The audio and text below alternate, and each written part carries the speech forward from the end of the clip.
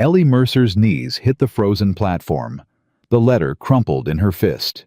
3 words destroyed everything. Don't come. Married another. She'd sold her mother's ring for this journey, traveled 18 days through winter, left her dying father with a promise she'd send money. Now she knelt in the snow on Christmas Eve, and the last train had gone. The depot lamp flickered twice. Died. Darkness swallowed her whole. If you want to see how one broken woman and one wounded rancher find something neither expected, subscribe now and stay until the end. Drop your city in the comments. Let me know how far this story travels. The cold didn't hurt anymore. That scared her most. Ellie Mercer had stopped shivering 20 minutes ago. She knew what that meant. Growing up on an Ohio farm, she'd seen animals freeze.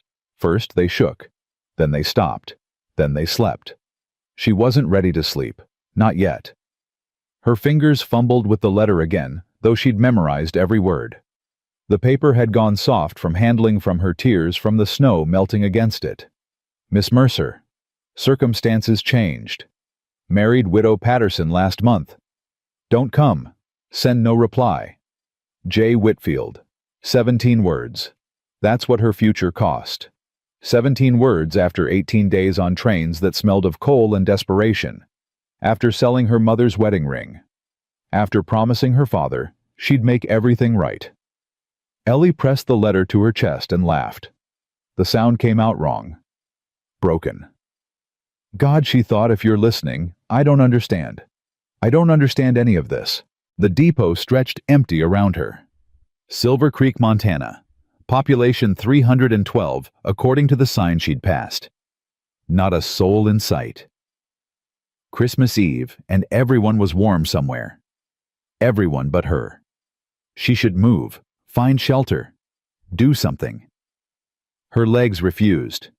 The platform bench held 3 inches of snow. Her carpet bag sat beside it. Everything she owned packed tight. 2 dresses. 1 pair of good shoes. Her nursing supplies. A Bible her mother had carried from Ireland. What now? She had $4.37. Not enough for a room. Not enough for a ticket back. Not enough for anything except dying slowly in a town that didn't know her name. Ellie closed her eyes. Hoofbeats. Her head snapped up. A wagon emerged from the darkness, pulled by 2 draft horses. Big animal's breath steaming white. The driver sat tall on the seat, shoulders broad under a heavy coat. He pulled the horses to a stop at the platform's edge. For a long moment, neither spoke. He studied her. She studied him. The lamp was dead, but moonlight caught his face. Strong jaw, dark eyes, a scar on his chin, pale against weathered skin. Ma'am. His voice was low, rough. You waiting on someone? Ellie tried to stand. Her legs buckled. She caught herself on the bench, pride stinging worse than the cold. She managed. He didn't come. The man's expression didn't change, but something shifted in his eyes.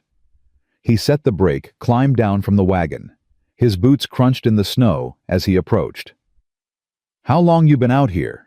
Since the 4 o'clock train. That was 5 hours ago. Yes, sir. Ellie lifted her chin. I'm aware. He stopped 3 feet away. Close enough to help, far enough to be proper. She noticed that. Noticed he was careful. You got somewhere to go? No. Someone coming for you? No. Money for a room.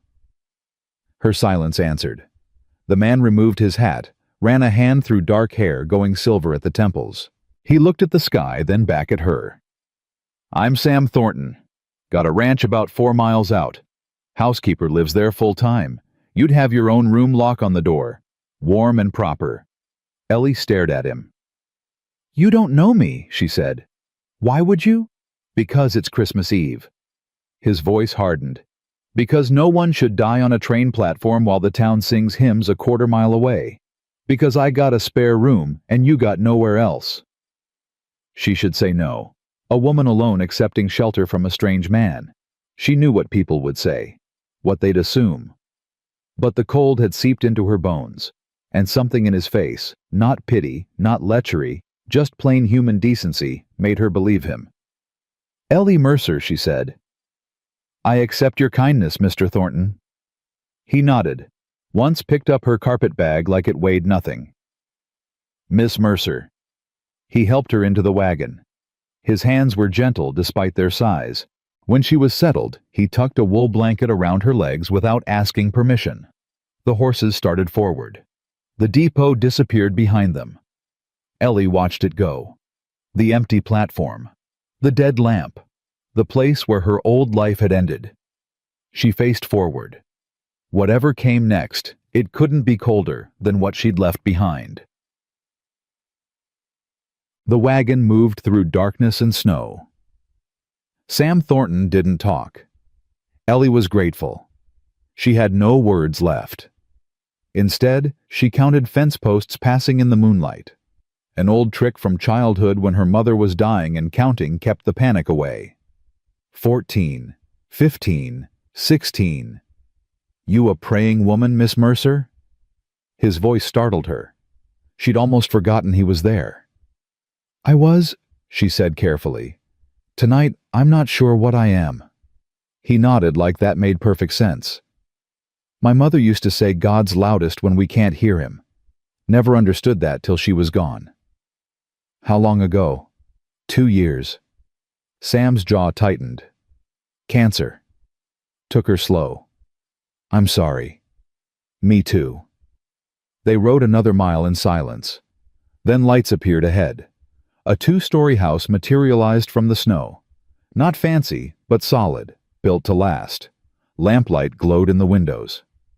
Sam pulled the wagon to the porch. Before he could help her down, the front door flew open. A woman stood silhouetted against the warmth.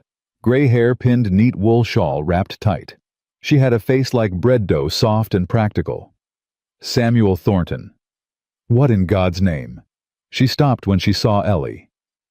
"This is Miss Mercer," Sam said. "She needs shelter. Storm's getting worse."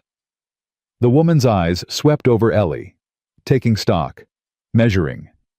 Then her expression softened into something like recognition. Like she'd seen this before. "Of course she does. Come in, child. Come in out of that cold." The house wrapped around Ellie like an embrace. Polished wood floors. A Christmas wreath over the fireplace. The smell of pine and fresh bread, and something sweet baking. She saw wealth in the quality of things. Careful wealth, not showy. And she felt her own poverty like a stain. "I'm Agnes McAllister." The woman took Ellie's frozen hands in her warm ones. "Lord, you're cold as death. Sam, get coffee. I'll take her upstairs." Ellie followed Agnes up a solid staircase, her legs shaking with each step. Guest rooms at the end of the hall. Agnes pushed open a door. "Fire's already going. I keep it ready just in case." The room was simple. Clean quilt, sturdy bed, small fireplace crackling with fresh wood. A Bible on the nightstand, same as her mother's. Ellie's throat tightened. "Why are you doing this?" she whispered. "You don't know me. You don't know anything about me." Agnes turned. Her eyes were kind, but sharp. "I know enough," she said. "I know what a woman looks like when the world's knocked her flat. I know Sam Thornton's got a good heart, even if he tries to hide it. And I know it's Christmas Eve." She patted Ellie's shoulder. "We can sort out the rest tomorrow. Tonight you're safe. That's all that matters." Agnes left. The door clicked shut. Ellie stood alone in the warm room. Firelight danced on the walls. Her hands trembled as she touched the quilt. Homemade. Quality stitching. She sat on the bed. The tears came then. Silent, shaking sobs she couldn't stop. 3 weeks of fear and hope and desperate faith, and all of it ending here, in a stranger's guest room, on Christmas Eve. She pulled the quilt around her shoulders and whispered into the empty room, "Please, God. Please let this be real. Let this be mercy and not another trap." She didn't know how long she cried. long enough that the fire burned low, long enough that her eyes swelled and her throat ached. A knock at the door. "Miss Mercer."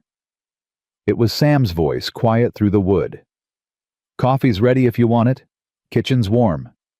She wiped her face, straightened her dress, opened the door.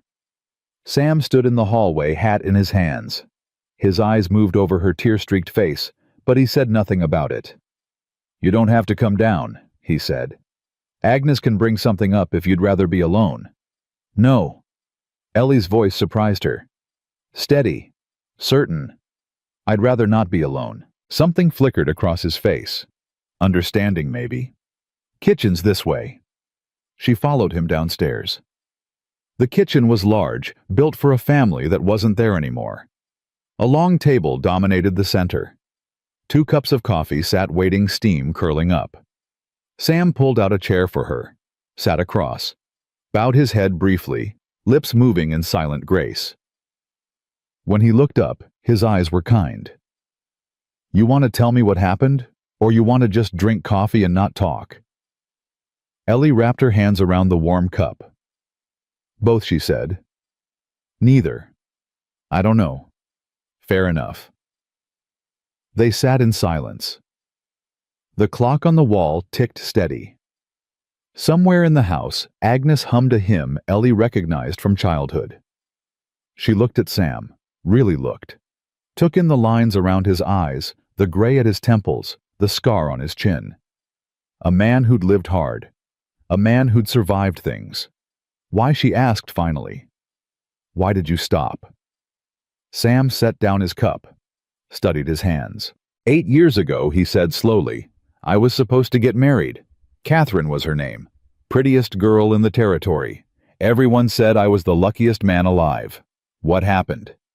She ran off the night before the wedding, took up with a railroad man passing through, left me a note saying I was too boring for her, too quiet, said she wanted adventure." Ellie's chest tightened. "I'm sorry. Folks were kind enough to my face. Behind my back they laughed. Poor Sam Thornton couldn't keep his woman. Must be something wrong with him." His jaw worked. "I buried myself after that. Work and more work. Built the ranch into something. Made money. Made a name. But inside?" He stopped. Shook his head. "Inside I was freezing. Just like you were tonight. Just slower." Ellie set down her cup. "So you stopped because you recognized it?" "The freezing. I stopped because someone should have stopped for me, and no one did." He met her eyes. "I remember what cold feels like, Miss Mercer. Don't wish it on anyone." The clock ticked. The fire crackled. Agnes's humming drifted from somewhere deeper in the house. Ellie spoke before she could stop herself. "I came here to marry a man I'd never met. Jacob Whitfield. He owns the general store." "Owned." She corrected herself. "He wrote letters for 6 months, said he needed a wife, said he'd give me a good life, and instead he married someone else, a widow with land. I found out from a letter he didn't even have the courage to sign with his full name." Sam's expression darkened. "Whitfield's a coward, always has been. You know him, everyone knows everyone in Silver Creek." He leaned back. "Man inherited that store from his daddy and acts like he built it himself. Talks big, follows through small." Ellie almost laughed. "Almost.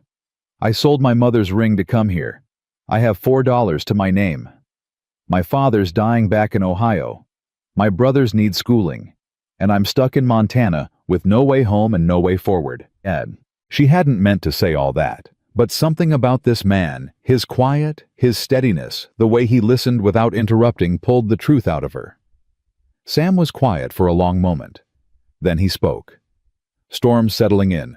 Roads won't clear for 3, maybe 4 days. You're welcome to stay until they do. I can't impose like that. It's not imposing. It's accepting help. There's a difference. But the town, I don't answer to the town. I answer to my conscience, and my conscience says I don't turn away women in trouble on Christmas Eve." Ellie's eyes burned. "What about after? When the road's clear, I've got nowhere to go, Mr. Thornton. No money, no prospects, no reputation left worth saving. Then we'll figure it out. Sam's voice was firm. Together, together. She stared at him. You don't know me. I know enough. His eyes held hers. I know you're brave enough to travel alone across the country, strong enough to survive tonight, honest enough to tell the truth instead of making up a pretty story. That's more than I can say for half the people in this territory. He stood, carried his cup to the sink. Get some sleep, Miss Mercer. Tomorrow's soon enough for planning. Christmas morning we'll eat breakfast and figure out what God has in mind. Mr. Thornton. He turned. Thank you. Her voice cracked. For stopping. For the coffee. For not making me feel like a burden. You're not a burden, he said simply. You're just someone who needed help. Ain't no shame in that. He walked her to the stairs. Stopped at the bottom. Lock on your door works fine. Agnes is just down the hall if you need anything. Good night, Mr. Thornton. Good night, Miss Mercer.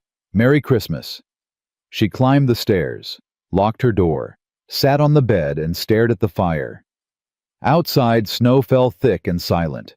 The wind howled against the windows, but inside she was warm. She was safe. For the first time in weeks, she let herself believe that maybe God hadn't abandoned her after all. Maybe he'd just been waiting for her to end up exactly where she needed to be, in a stranger's house, on Christmas Eve, with a man who knew what freezing felt like. Ellie pulled the blanket to her chin and closed her eyes. Sleep came fast, deep and dreamless. She didn't hear Agnes and Sam talking in the kitchen below. That woman's been through hell, Agnes said quietly. I know.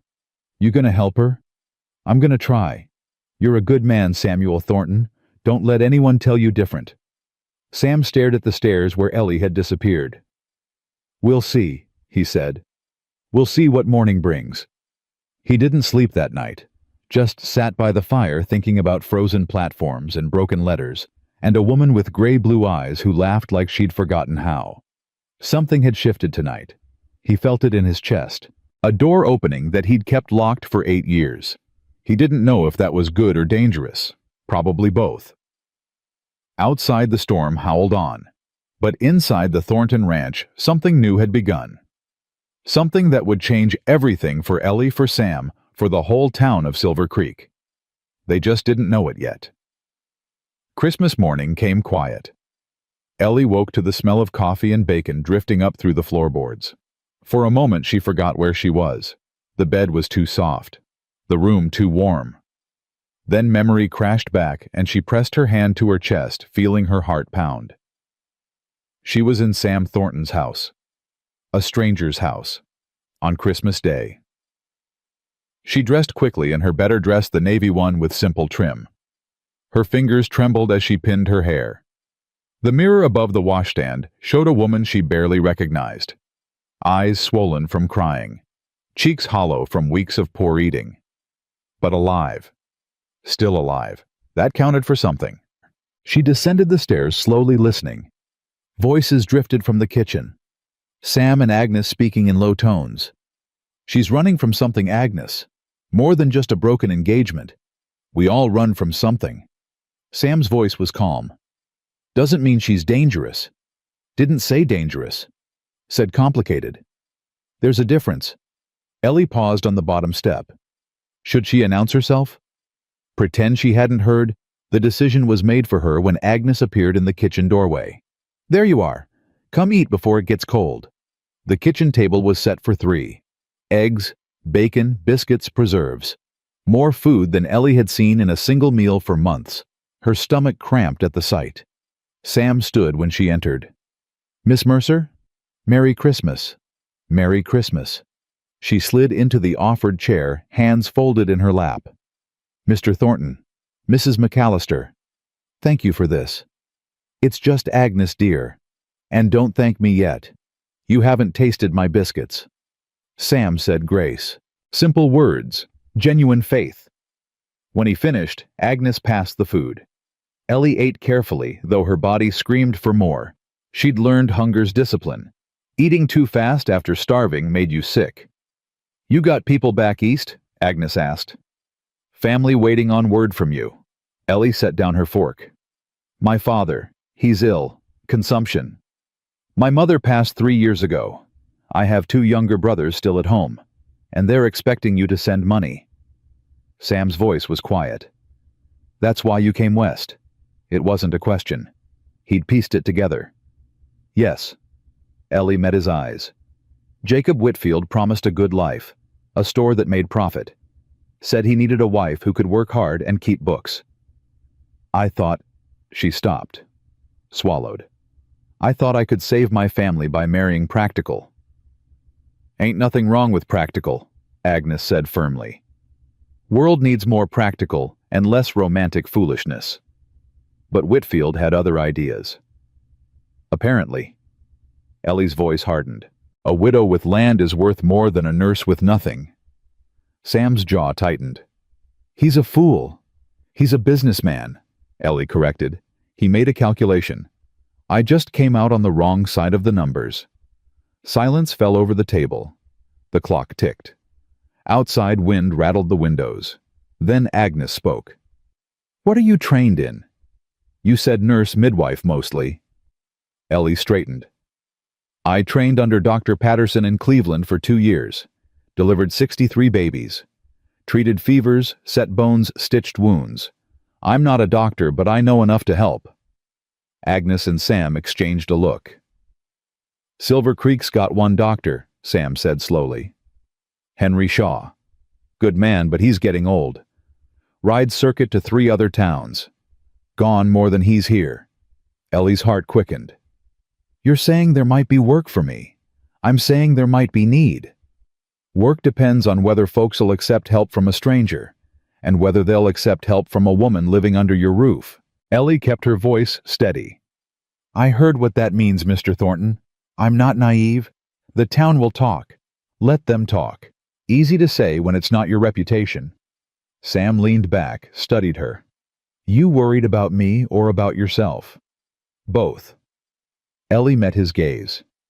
You've shown me kindness. I won't repay it by destroying your standing in this community.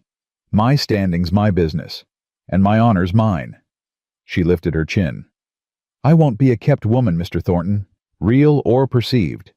If I stay, I work. I pay my way. I make myself useful enough that even the gossips have to respect it. Something shifted in Sam's expression. Approval, maybe? Or surprise. Fair enough, he said. Agnes, you got thoughts?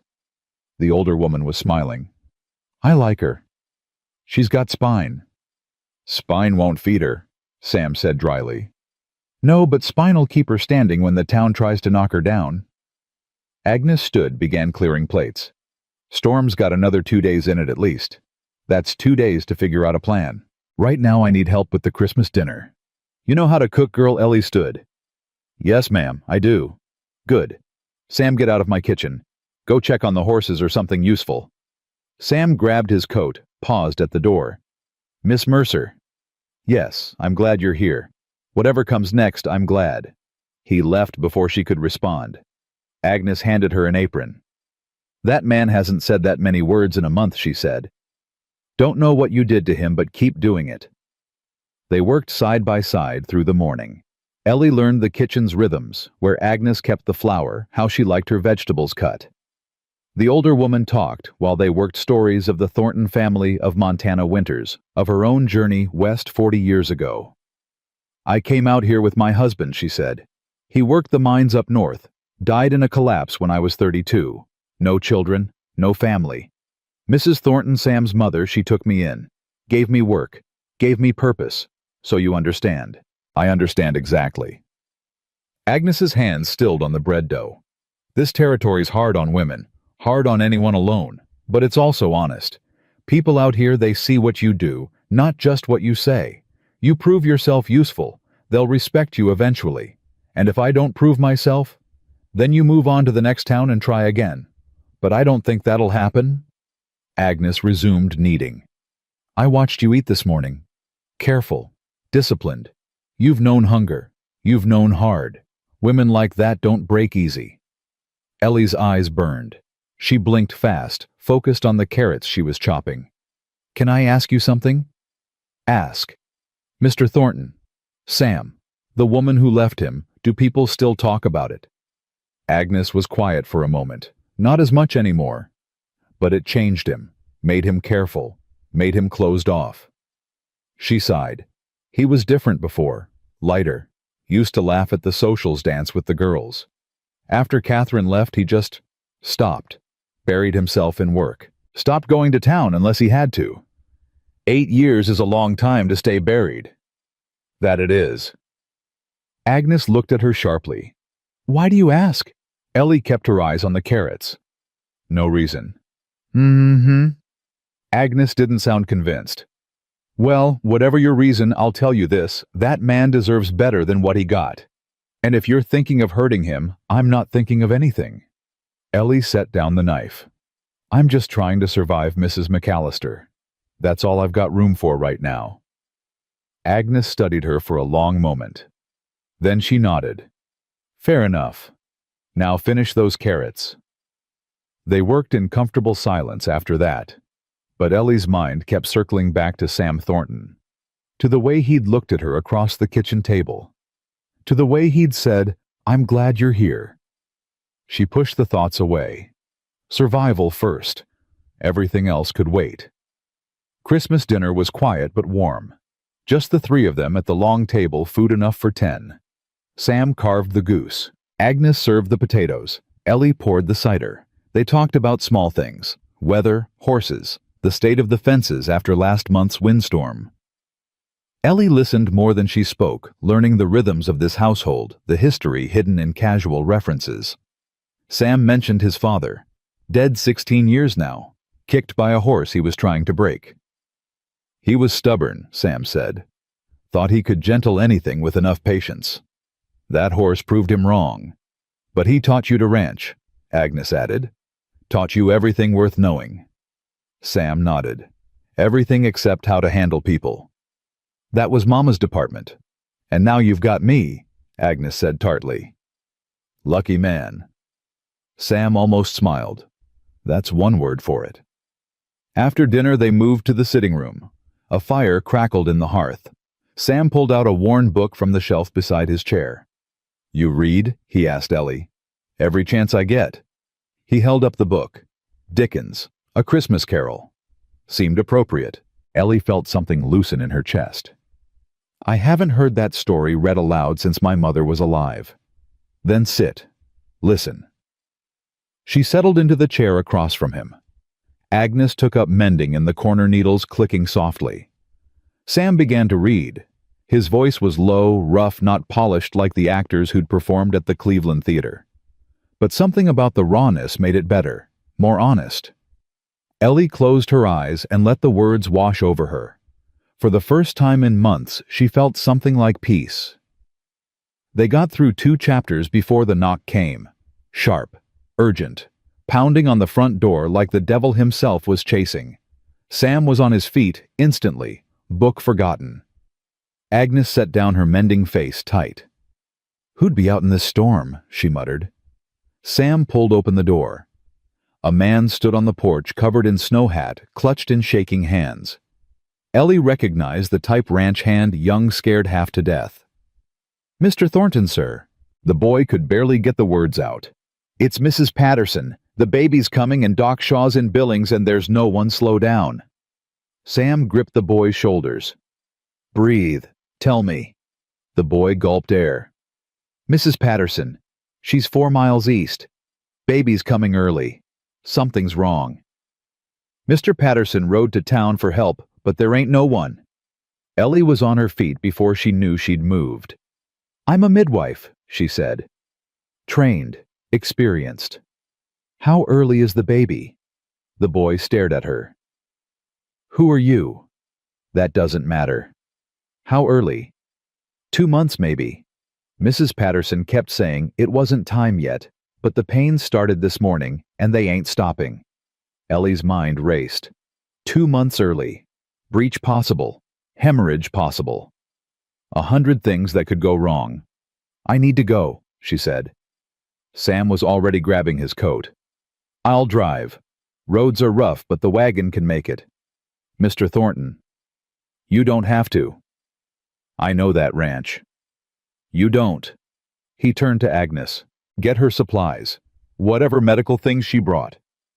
Agnes was already moving toward the stairs. The boy hovered in the doorway, shivering. Should I go back? Tell them help's coming? Yes. Sam handed him a flask from the shelf. Drink that first. Warm up. Then ride. 5 minutes later, Ellie was in the wagon with her nursing bag. Sam drove the horses hard through the snow, the wind cutting like knives. She gripped the seat, mind running through procedures. Early delivery, possible complications, limited supplies. No doctor. Lord help me, she prayed silently. Let me be enough. Tell me about the Pattersons she called over the wind. Sam didn't take his eyes off the road. Good people. Tom Patterson runs cattle smaller operation than mine. Mary's young, maybe 20. This is her first baby. First baby. 2 months early. In a blizzard. Ellie closed her eyes. Breathed. I can do this. I've done harder. Have you? She opened her eyes. Sam was watching her now, the horses knowing the road well enough to manage on their own for a moment. I delivered a baby once during a cholera outbreak. Mother was dying, father dead. I was the only one there. And mother lived. Baby lived. Ellie held his gaze. I didn't sleep for 3 days, but they lived. Sam turned back to the road. Good. Because Mary Patterson's going to need someone who doesn't give up. I don't, Ellie said. I never have. The Patterson ranch was small but tidy. Light blazed in every window. When the wagon pulled up, a man burst out the front door, Tom Patterson. Ellie assumed, broad, weathered terror in his eyes. You the midwife? He didn't wait for confirmation. She's upstairs. Bleeding. Please, you gotta help her. Ellie was out of the wagon before Sam could offer a hand. Take me to her, now. The house was warm inside, too warm. Ellie stripped off her coat as she climbed the stairs. The smell hit her first blood and sweat and fear. Mary Patterson lay in the bedroom, face white as the sheets beneath her. An older woman knelt beside the bed trying to soothe her, but Mary's eyes were wild. Tom, she gasped when she saw her husband. Tom, I can't. Help's here. Tom's voice broke. She's a midwife. She's going to help. Ellie moved to the bedside, took Mary's hand. Mrs. Patterson? Mary, look at me. The young woman's eyes found hers. I need you to breathe, Ellie said firmly. Slow, deep. Can you do that for me? It hurts. Tears streamed down Mary's face. It hurts so bad. I know it does. Ellie's hands moved automatically, checking pulse, checking positioning. But pain means your body's working. We're going to work with it, not against it. She turned to the older woman. Your family aunt. Sarah. The woman's voice trembled. I've been trying to help, but I don't know what. You're doing fine. Ellie kept her voice calm. I need hot water. Clean cloths. A sharp knife boiled if possible. Can you get those? Sarah fled the room. Tom hovered in the doorway. Will she, Mr. Patterson? Ellie caught his eyes. Your wife needs you calm. Can you be calm for her? He nodded shakily. Good. Hold her hand.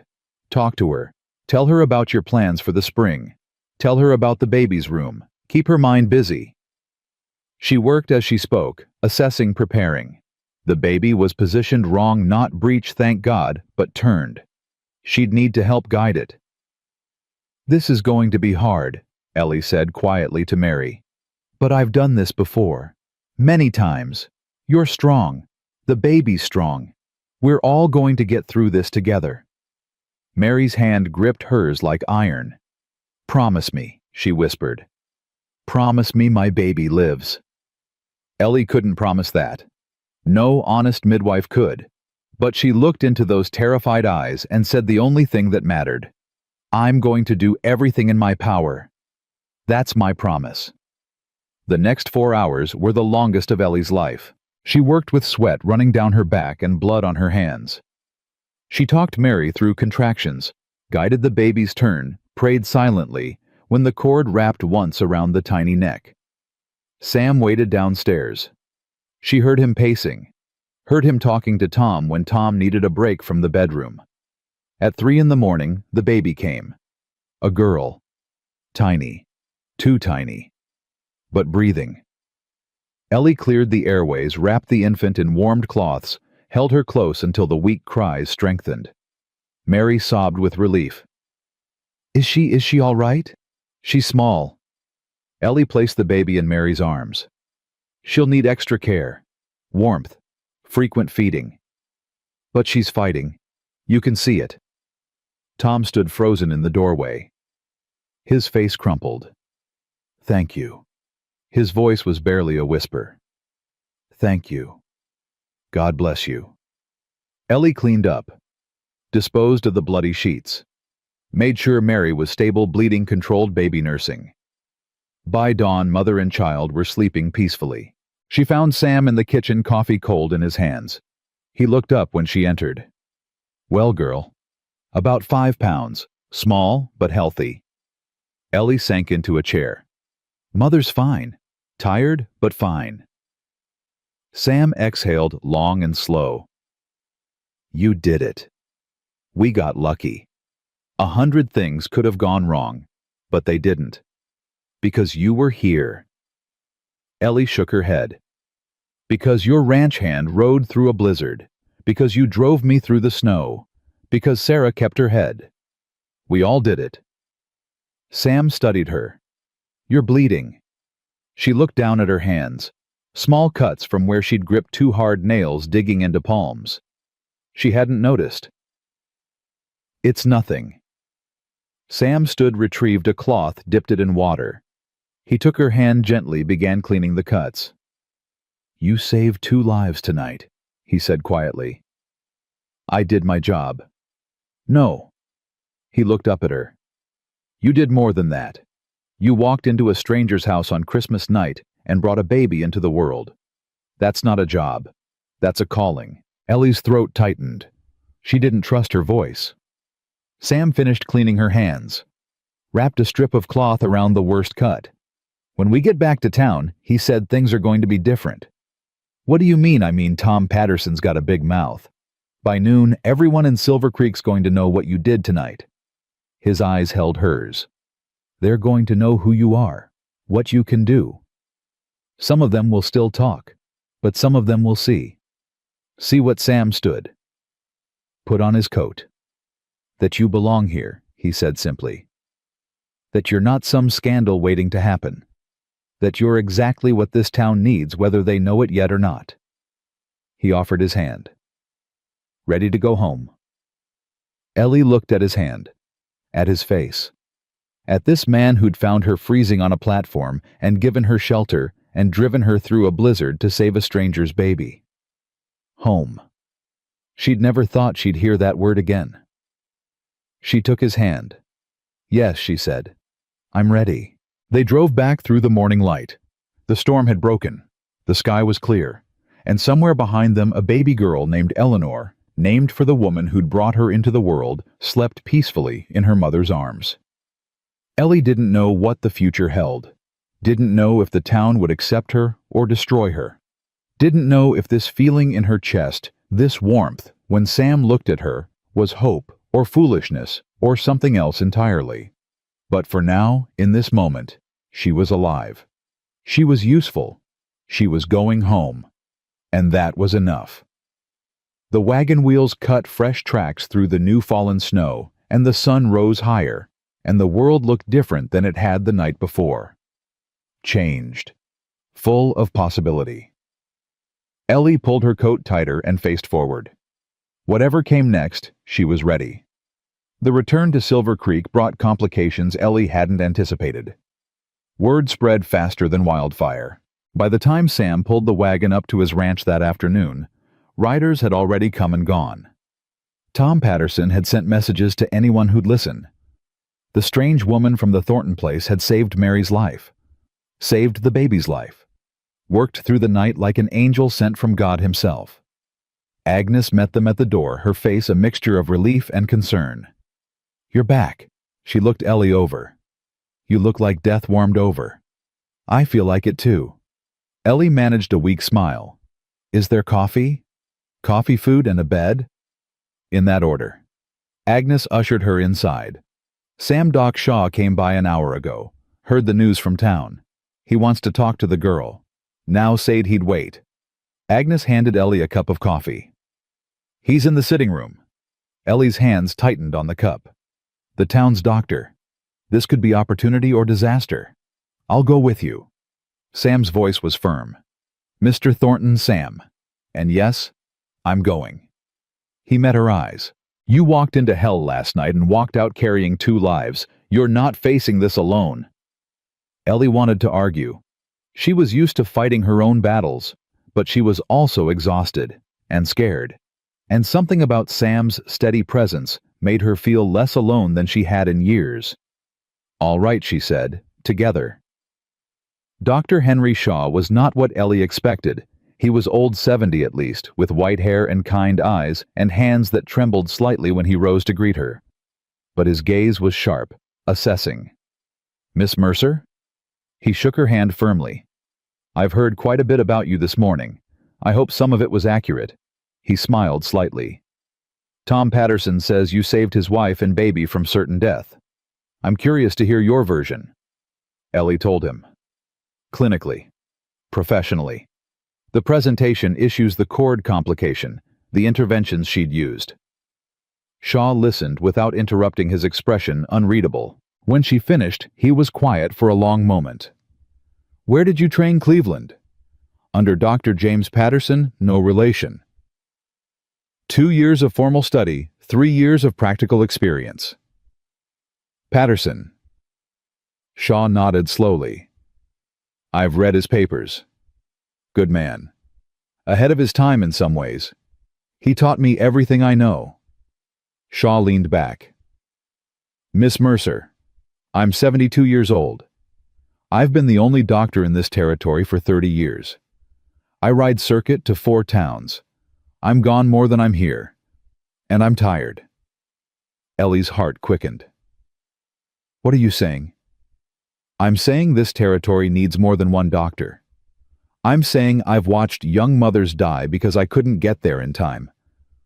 I'm saying I just heard about a woman who did in one night what I might not have been able to do myself. Shaw's eyes met hers. I'm asking if you'd consider working with me.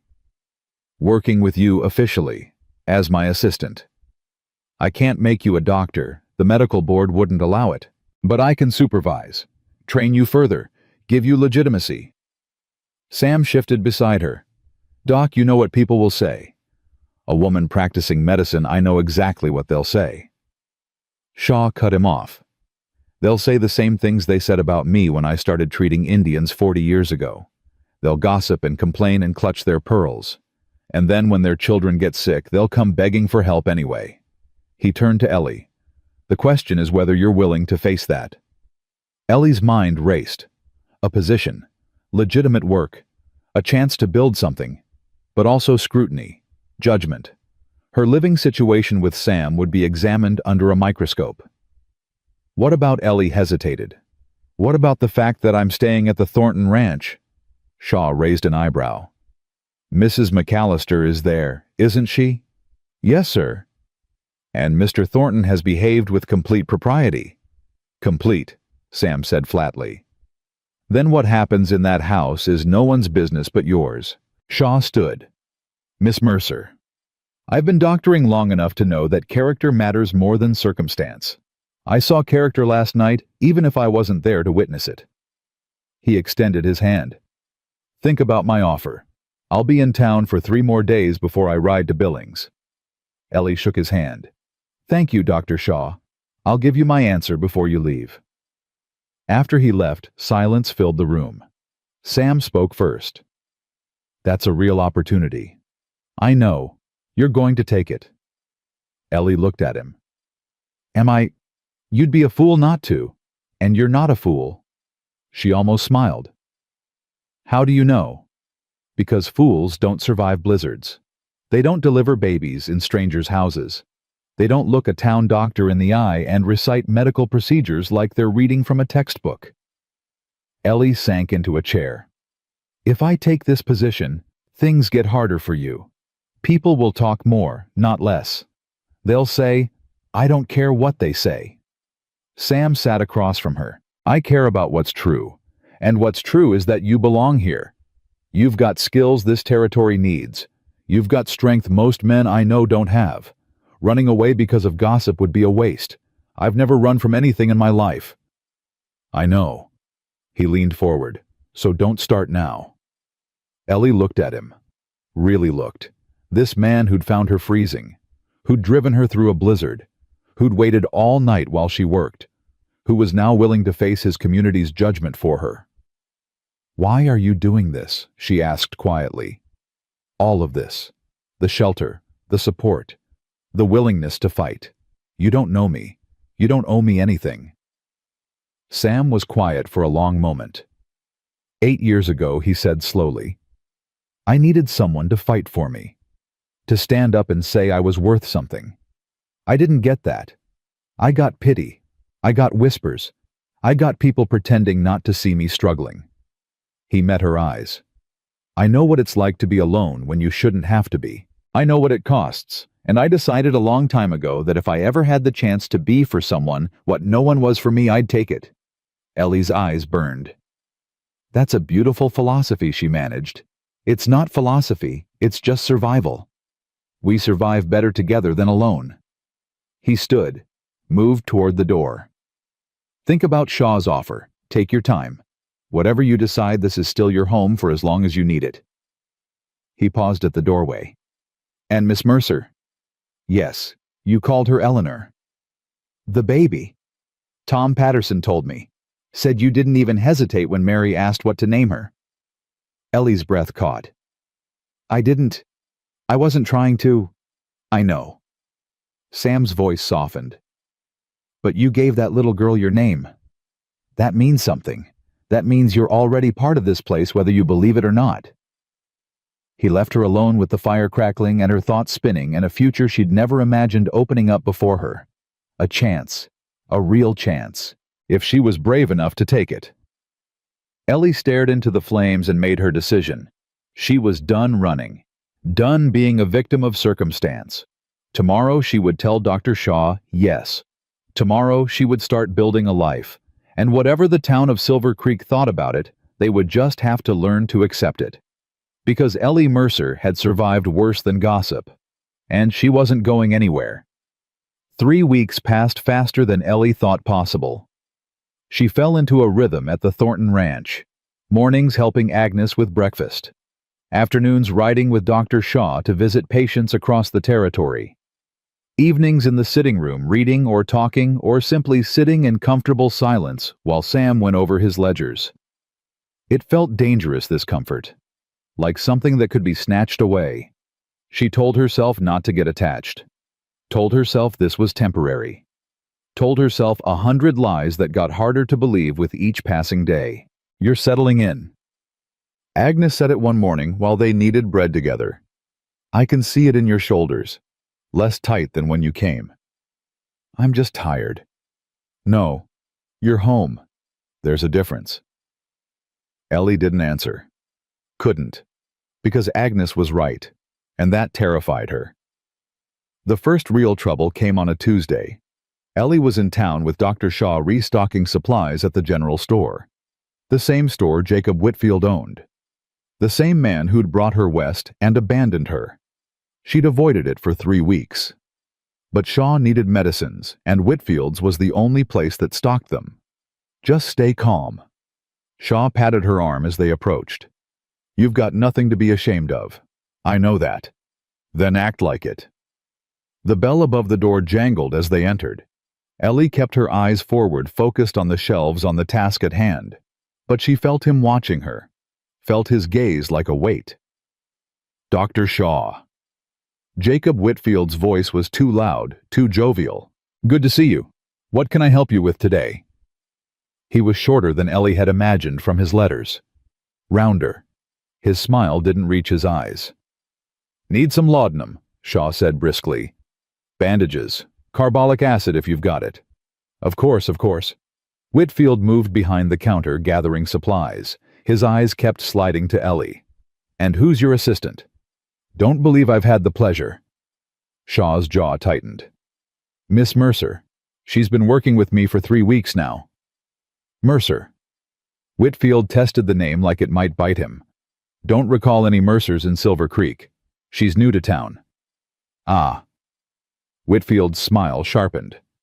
Staying with Sam Thornton, I heard. Quite the arrangement. Ellie's hands clenched at her sides. She forced herself to breathe. It's a perfectly proper arrangement, she said quietly. Mrs. McAllister is in residence. I have my own room with a lock on the door. Oh, I'm sure. Whitfield wrapped the supplies, still smiling, still watching. Just interesting, that's all. A woman alone staying with a bachelor rancher. People talk. Let them. Whitfield blinked.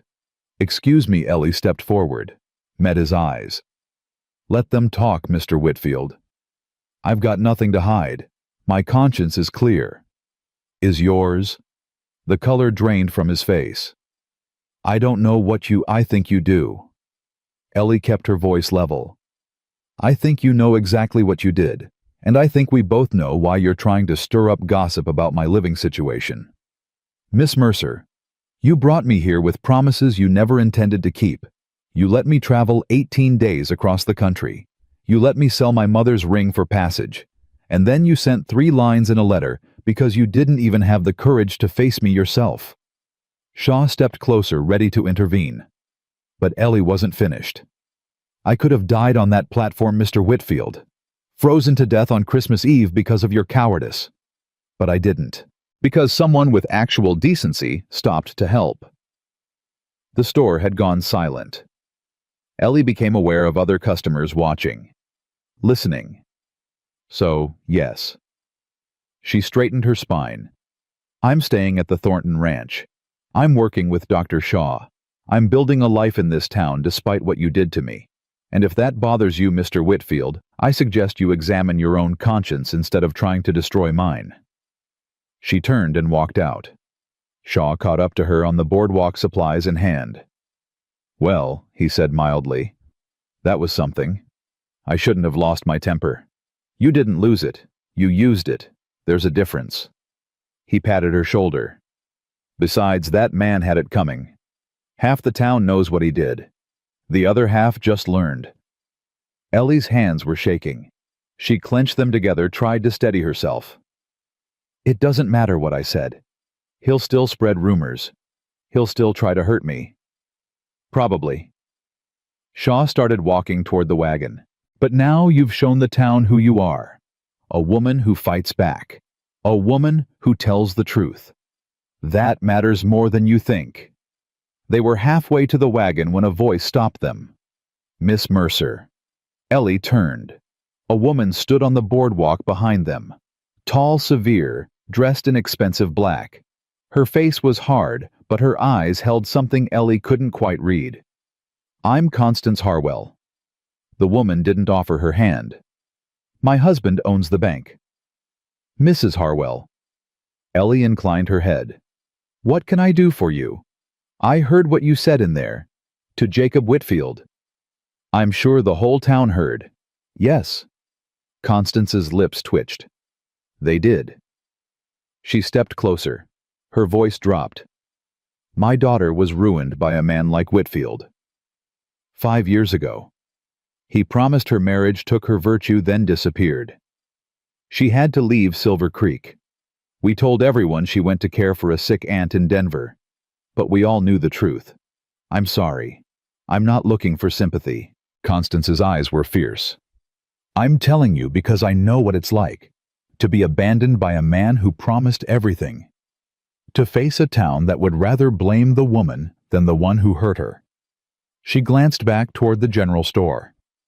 I've spent 5 years being angry at every woman who walked into this town with a man's protection. Jealous, maybe. Bitter. I saw you arrive at church last week, and I thought, here's another one. Another woman getting what my daughter never got. Ellie waited, but I was wrong. Constance met her eyes. What you did in there, standing up to that coward, telling the truth to his face. My daughter never got to do that. I never got to do that for her. Mrs. Harwell, I'm not going to be your friend, Miss Mercer. I don't make friends easily. But I'm not going to be your enemy either. What you did today took courage. This town needs more courage. She turned and walked away before Ellie could respond. Shaw let out a low whistle. Well, that was unexpected. Ellie stared after Constance Harwell's retreating figure. What just happened? I think you just got an ally, or at least one less enemy. He helped her into the wagon. The ride back to the ranch was quiet, but Ellie's mind was spinning. Constance Harwell, Jacob Whitfield, the watching eyes of Silver Creek. She'd made her stand, told her truth. Now she'd have to live with the consequences. The consequences came faster than expected. That Sunday, Ellie went to church with Sam and Agnes. She dressed carefully in her navy dress hair, pinned neat borrowed gloves from Agnes. She held her head high as they walked in. The whispers started before they reached the door. She heard fragments as she passed. That woman, living in sin, shameless. Poor Sam Thornton. The Whitfield woman. She kept her eyes forward. Sam walked beside her, hand at the small of her back. Steady. Certain. They sat in the second pew. The Thornton family's traditional spot. Ellie felt eyes boring into her back like knives. Reverend Whitfield stood at the pulpit. Ellie's stomach dropped. Whitfield. The same name as Jacob. She should have known. The Reverend was older than Jacob. His father, probably. The same cold eyes. The same too wide smile. Welcome, friends, to this Sunday service. His gaze swept the congregation, lingered on Ellie. Today, I want to speak about temptation. About the serpent in the garden. About women who lead good men astray. Sam's hand tightened on his knee. The sermon was pointed. Obvious. References to Jezebel, to fallen women, to the importance of propriety and the dangers of tolerating sin in the community. Ellie sat perfectly still. She felt Sam's anger radiating beside her, felt Agnes's rigid posture on her other side. She refused to react, refused to give them the satisfaction. When the service ended, people filed out quickly. No one approached her. No one met her eyes. Except one person. Mary Patterson, thin and tired, but glowing with new mother joy, pushed through the crowd with baby Eleanor in her arms. Miss Mercer, she was breathless, defiant. I wanted you to meet her properly, my daughter. Ellie's eyes burned. She's beautiful. She's alive. Mary's voice cracked. Because of you. I don't care what that preacher says. I don't care what anyone says. You saved us both. Tom Patterson appeared behind his wife, hat in hand. What Mary said. We owe you everything. You don't owe me anything. We owe you our daughter's life. That's everything. Tom's jaw was set. If anyone in this town gives you trouble, you tell them to talk to me. I'll set them straight. More people were watching now, listening. Mary lifted her voice deliberately. Dr. Shaw says you're the best midwife he's ever worked with. Says half the territory's going to want you delivering their babies. Mary Ellie tried to quiet her. No. Mary's eyes blazed. I'm not going to whisper. You saved my daughter. You stayed with me all night. You held my hand and told me to breathe, and you wouldn't give up even when I wanted to. She turned to face the watching crowd. This woman is a hero. Anyone who says different is a liar and a coward. The silence was deafening. Then slowly someone started clapping. Ellie turned. An old man she didn't recognize. Then another woman. Then another. Not everyone, not even most. But enough. Enough to crack the wall of judgment. Enough to show that the town wasn't unanimous. Constance Harwell caught Ellie's eye across the churchyard. She didn't smile, didn't wave, but she inclined her head. Slightly. Acknowledgement. Sam drove the wagon home in silence. When they reached the ranch, he helped Ellie down. His hands lingered on her waist for just a moment. You all right? I'm fine. You're shaking. I'm angry. There's a difference. Sam's jaw tightened. That sermon was about you. I know, Reverend Whitfield is Jacob's father. I figured. He'll keep coming after you. Him and his son. Ellie met his eyes. Then I'll keep standing up. What choice do I have? You could leave. The words hung between them. Is that what you want? Ellie asked quietly. You want me to leave? Sam's expression shifted. Something raw crossed his face before he controlled it. No. His voice was rough. That's not what I want. Then why did you say it? Because you should know you have options. You're not trapped here. You're not obligated to stay and fight just because I offered you shelter. If leaving would make your life easier, leaving wouldn't make my life easier. Ellie cut him off. It would make me a coward. It would mean the Whitfields won. It would mean every woman who ever got abandoned by a man like Jacob has to keep running. She stepped closer. I'm done running, Sam. I've been running my whole life. Running from poverty. Running from my father's illness. Running toward a future I thought would save me. Her voice steadied. I'm tired. I'm tired of running. I want to plant my feet somewhere and grow roots. I want to matter to a community, not just pass through it. I want to build something that lasts. She looked at the ranch, at the house, at the land stretching out under the winter sky. I want to be here. If you'll have me. Sam was very still. If I'll have you, he repeated. Yes. Ellie. I've wanted you here since the moment you made coffee without asking permission. Her breath caught. Sam stepped closer, reached up, touched her face with calloused fingers. I've been trying not to say anything, trying to give you space, trying not to be another man who makes demands of you when you've got nothing left to give. You're not making demands. I want to. His voice was rough. Every day I want to ask you to stay, to make this permanent, to let me court you properly the way a woman deserves. Why haven't you? Because you've been through hell. Because you need time. Because I'm scared if I push too hard you'll run, and I'll spend the rest of my life wondering what might have been. Ellie's heart pounded. I'm not going to run, she whispered. Sam's hand slid into her hair.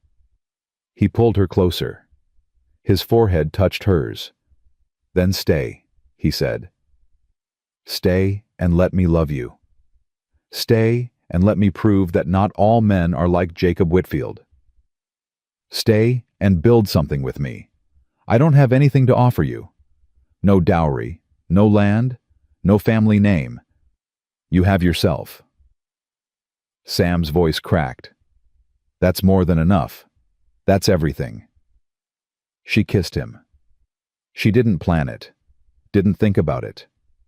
Just rose on her toes and pressed her lips to his and felt him freeze for one heartbeat before his arms came around her and he kissed her back. It wasn't gentle. It wasn't tentative. It was desperate and fierce and full of everything they'd both been holding back. When they finally broke apart, they were both breathing hard. Well, Sam's voice was unsteady. That's one way to answer. Ellie laughed. The sound surprised her. Light. Free. I'm staying, she said. I'm staying, and I'm fighting, and I'm not going anywhere. Good. Sam kissed her forehead. Because I wasn't going to let you leave anyway. They stood there in the winter cold holding each other, and for the first time in longer than Ellie could remember, she felt whole. Not healed, not yet, but on the way. And that was enough. The next 2 weeks brought changes Ellie hadn't expected. Word spread about the scene at church, about Mary Patterson's declaration, about the people who'd clapped.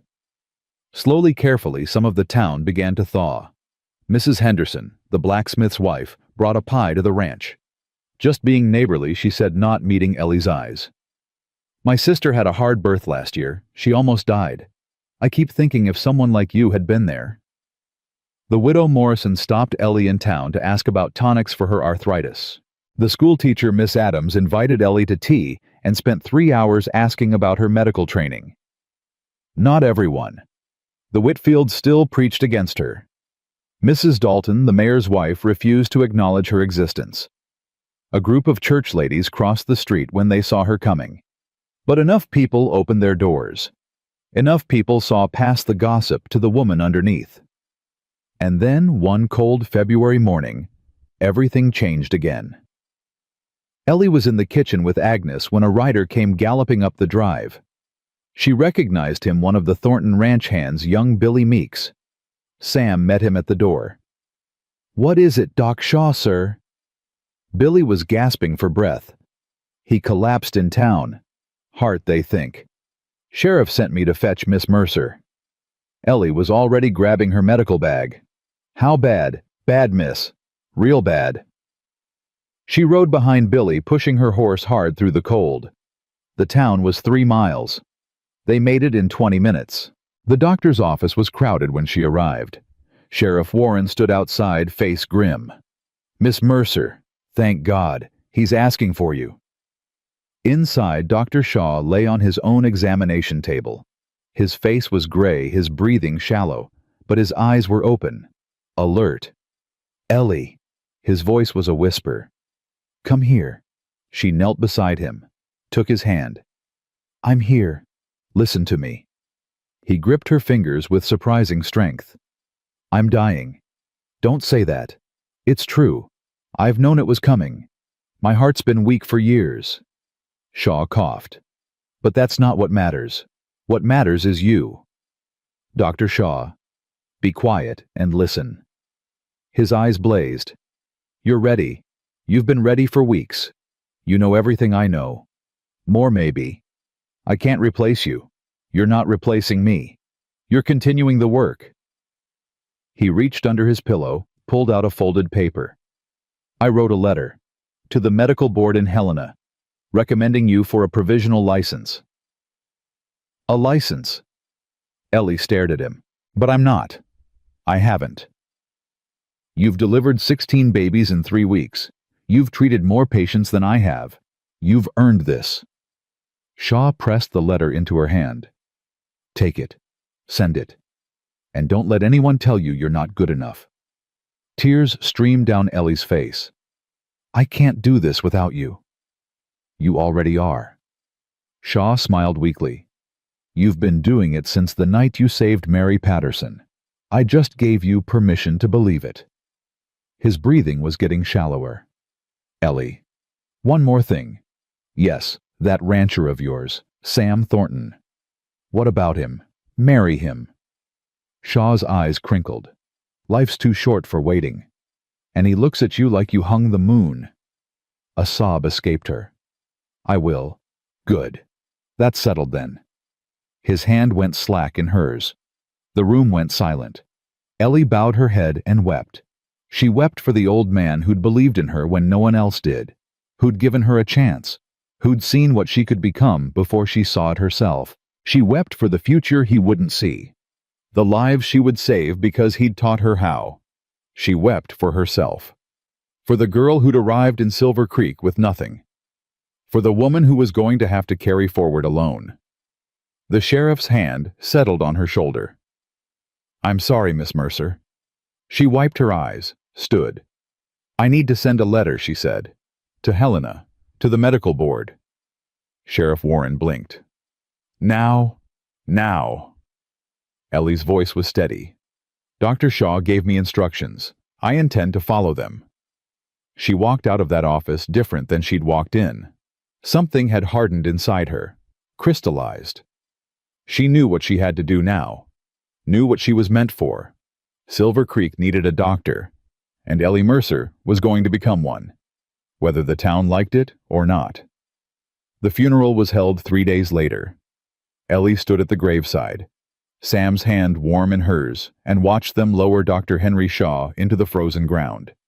Half the town had come. More than half. People who'd been treated by him, saved by him, delivered into the world by his steady hands.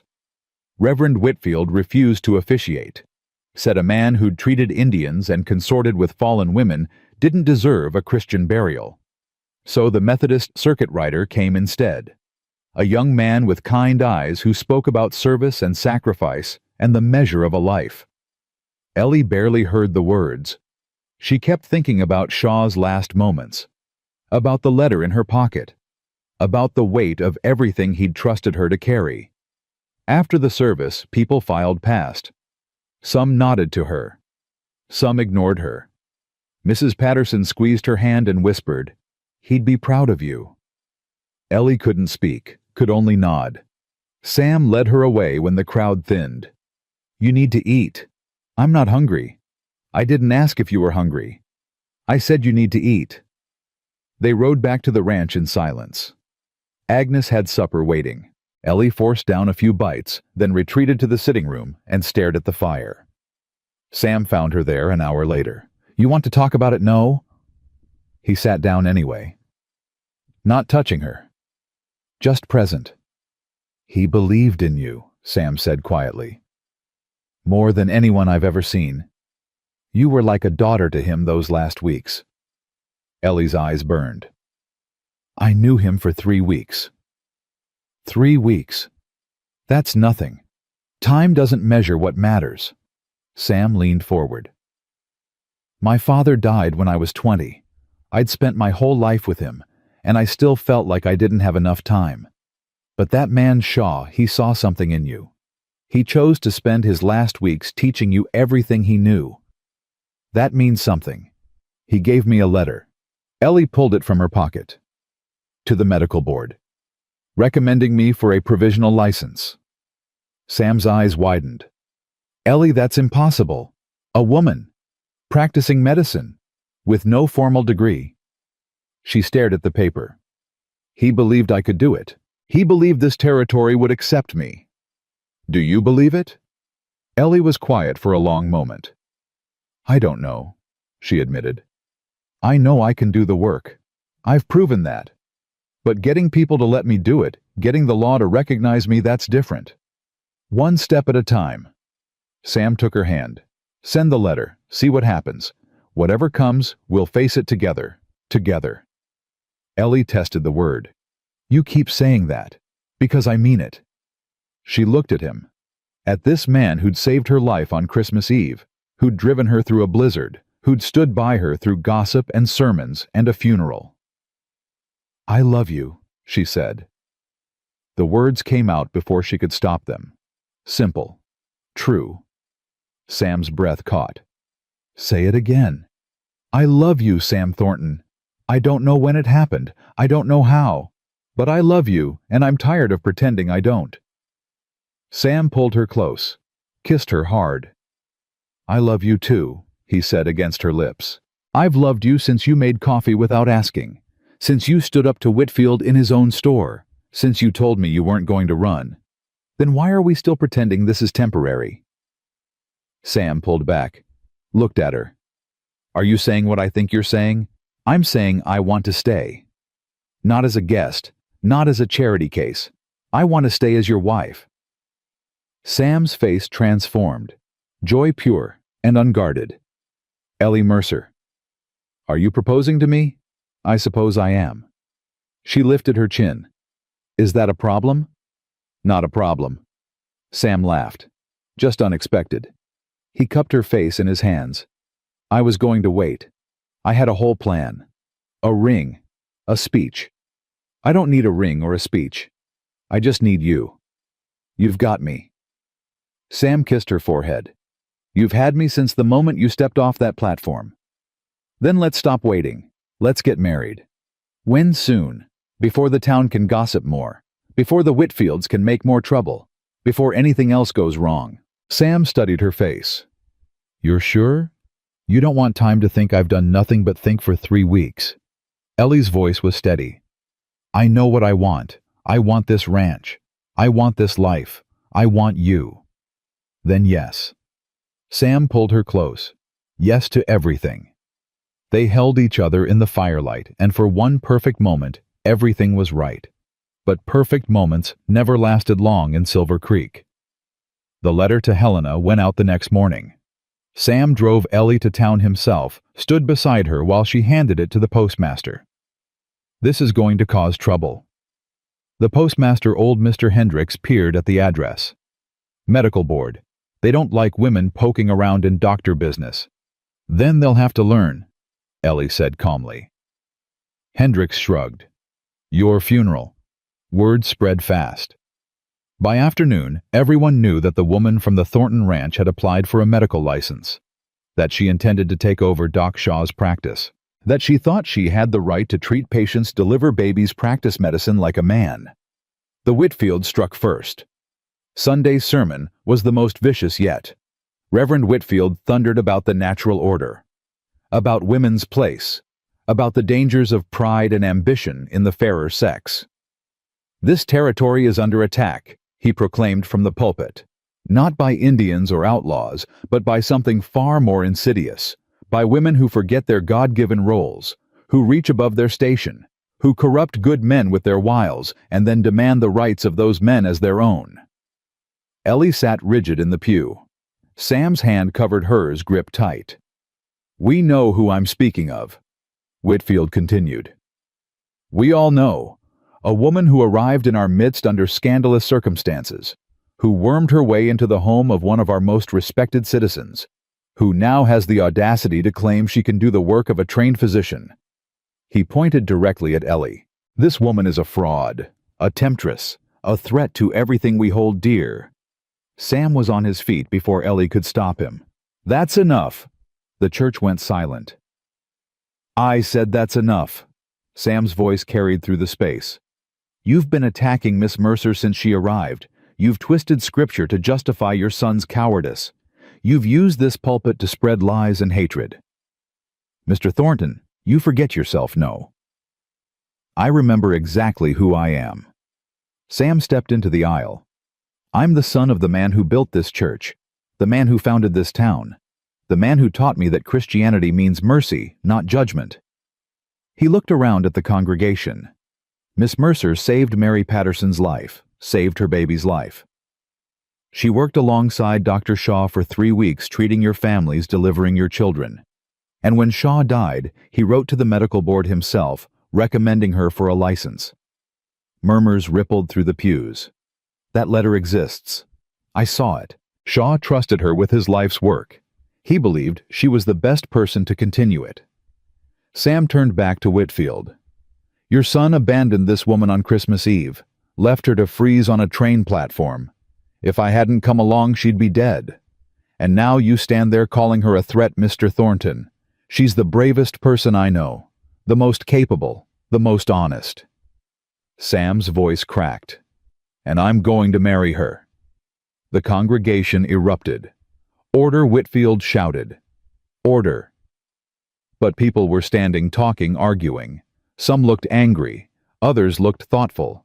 A few were nodding. Mary Patterson rose from her seat, baby Eleanor in her arms. "Sam Thornton's right." Her voice was clear and strong. "This woman saved my daughter. Saved me. I don't care what Reverend Whitfield says. I trust her with my life." Tom Patterson stood beside his wife. "We both do." More people rose. The Hendersons. The widow Morrison. Old Mr. Porter from the feed store. Not everyone. Not even most. But enough. Enough to create a divide. Enough to show that the Whitfields didn't speak for the whole town. Reverend Whitfield's face went purple with rage. "This isn't over," he snarled. "You'll all regret this. Mark my words." He stormed out of his own church. The congregation stood in stunned silence. Then slowly people began to leave. Some approached Ellie to shake her hand. Others hurried out without looking at her. Constance Harwell stopped beside Ellie's pew. "Well," she said dryly, "that was certainly memorable."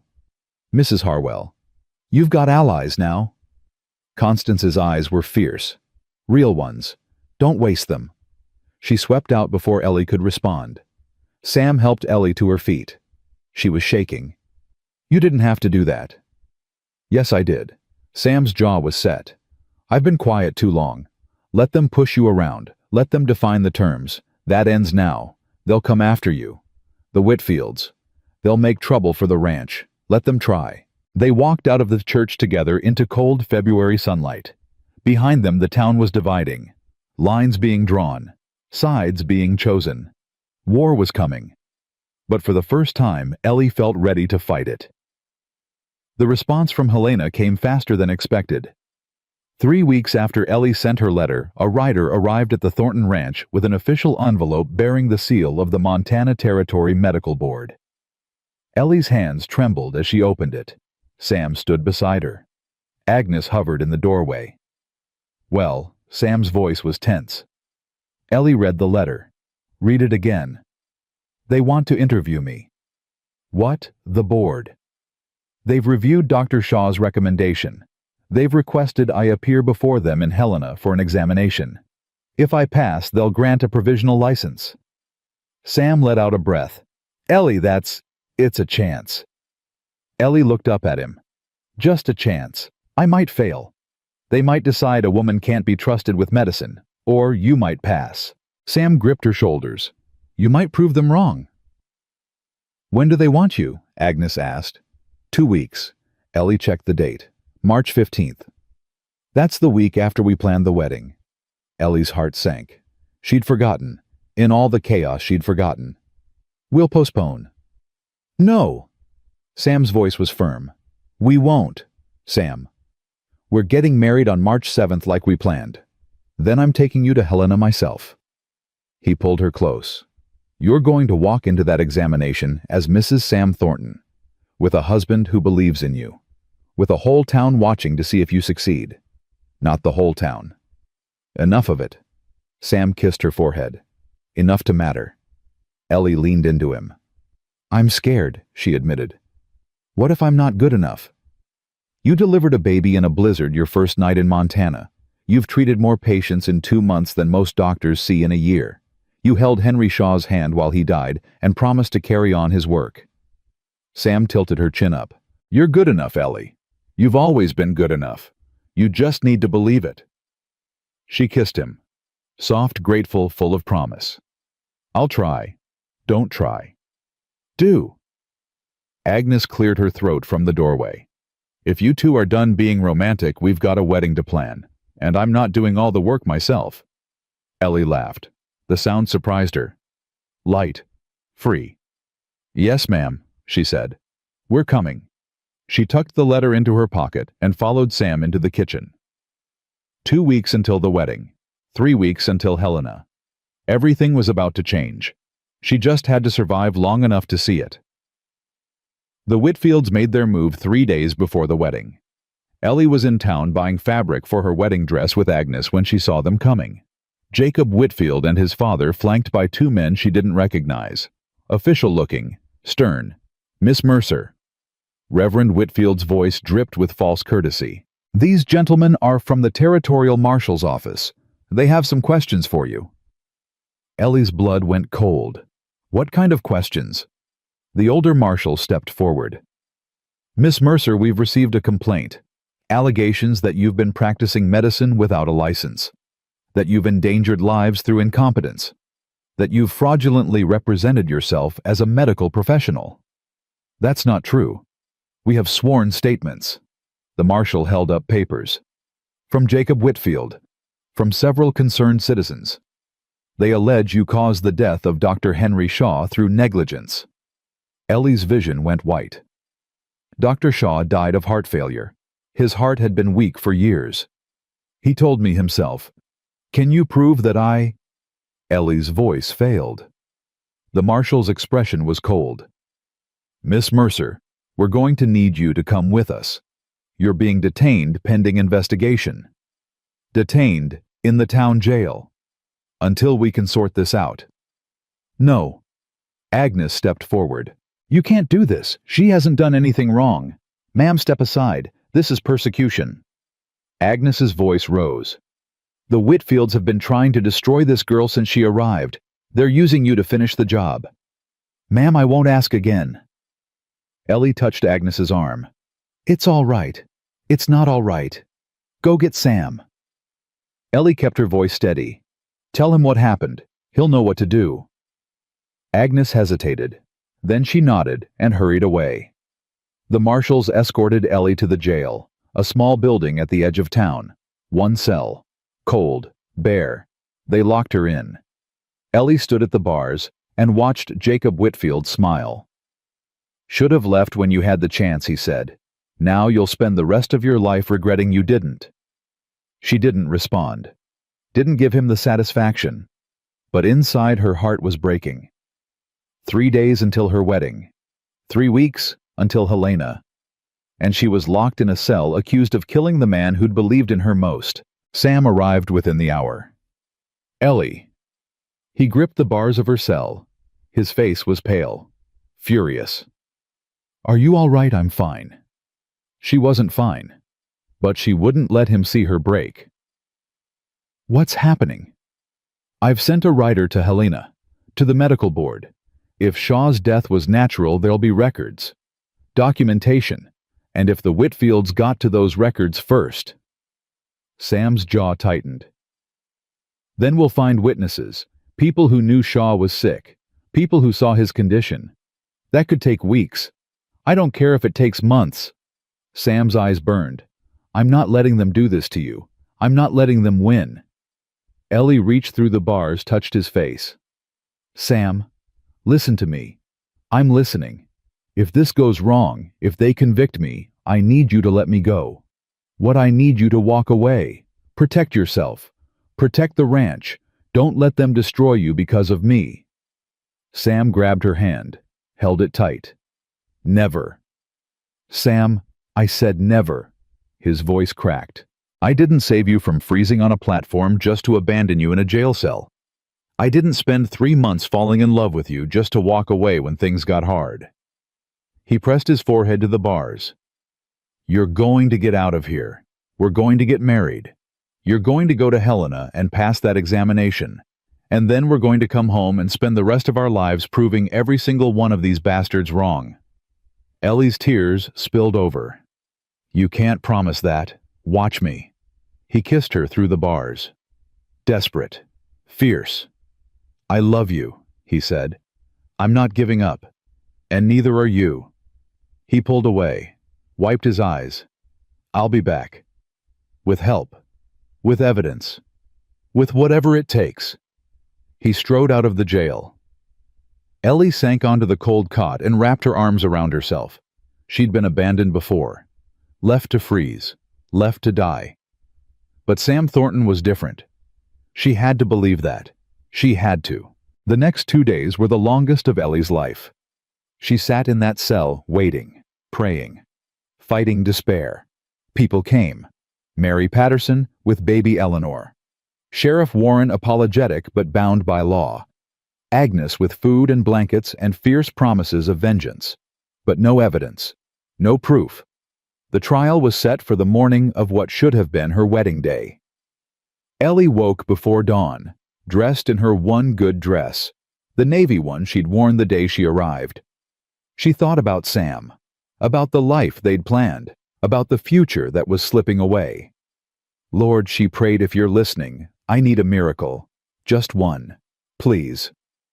The courtroom was packed, every seat filled, people standing along the walls. The whole town turned out to watch. Judge Morrison presided, an old man with tired eyes and a reputation for fairness. The Whitfields sat in the front row, smug, confident. Sam sat behind Ellie.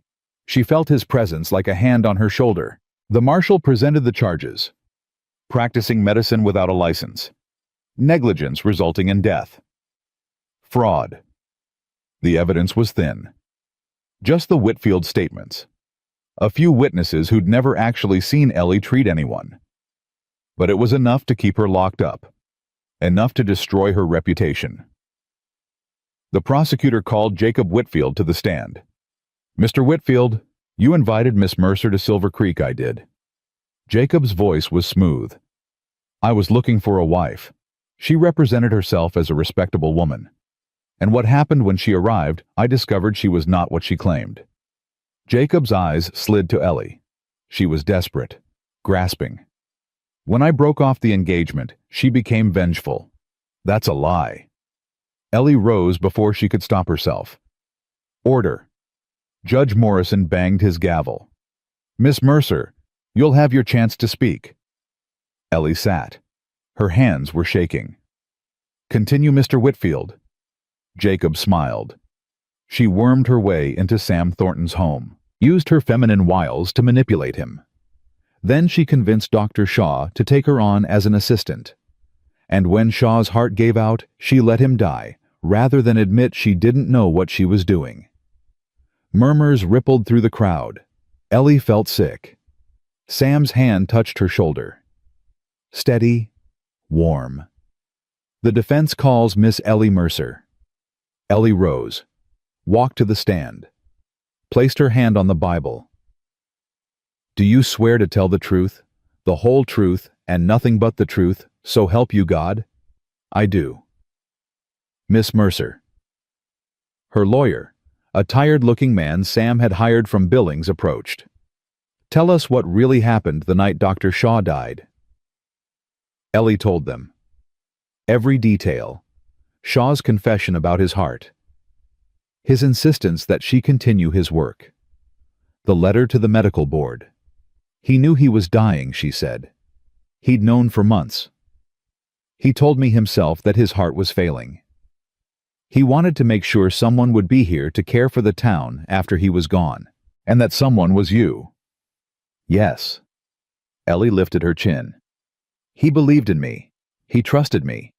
He wrote a letter recommending me for a provisional license. Do you have that letter I do? Ellie pulled it from her pocket. The letter I sent to Helena was a copy. This is the original. She handed it to the judge. Morrison read it slowly. His expression shifted.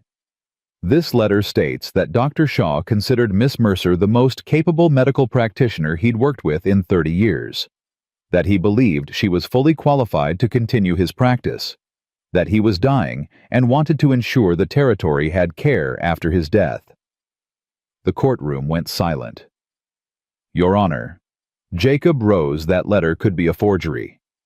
There's no way to verify. The door burst open. A man strode in, middle-aged, well-dressed, carrying a leather satchel.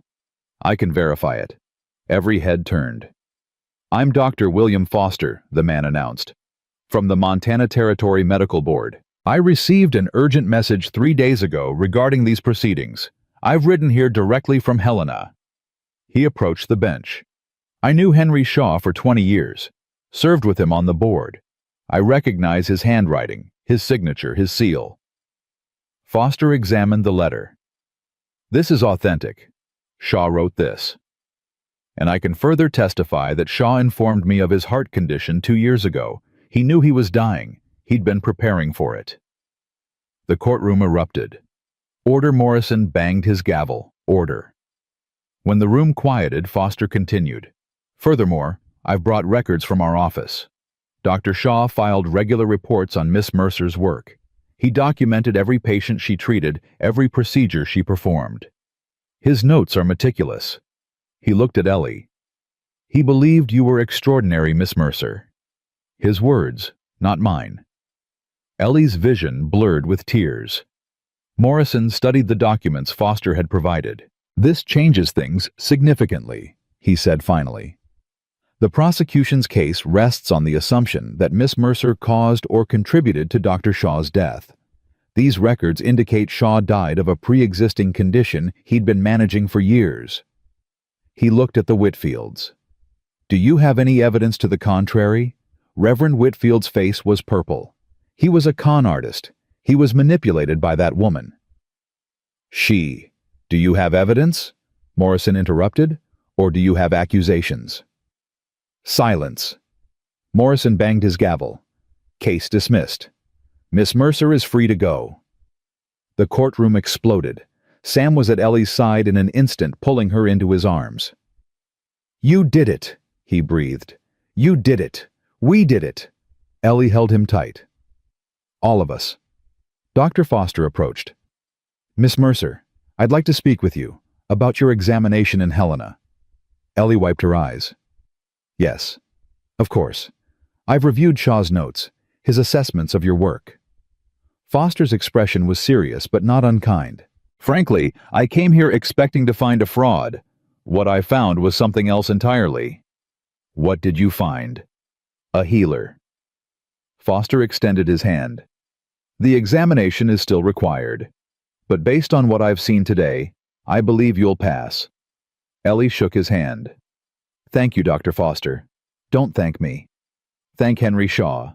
He staked his reputation on you."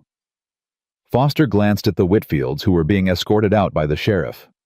It appears he was right to do so. The crowd pushed forward, people wanting to shake Ellie's hand. Congratulate her. Apologize for doubting her.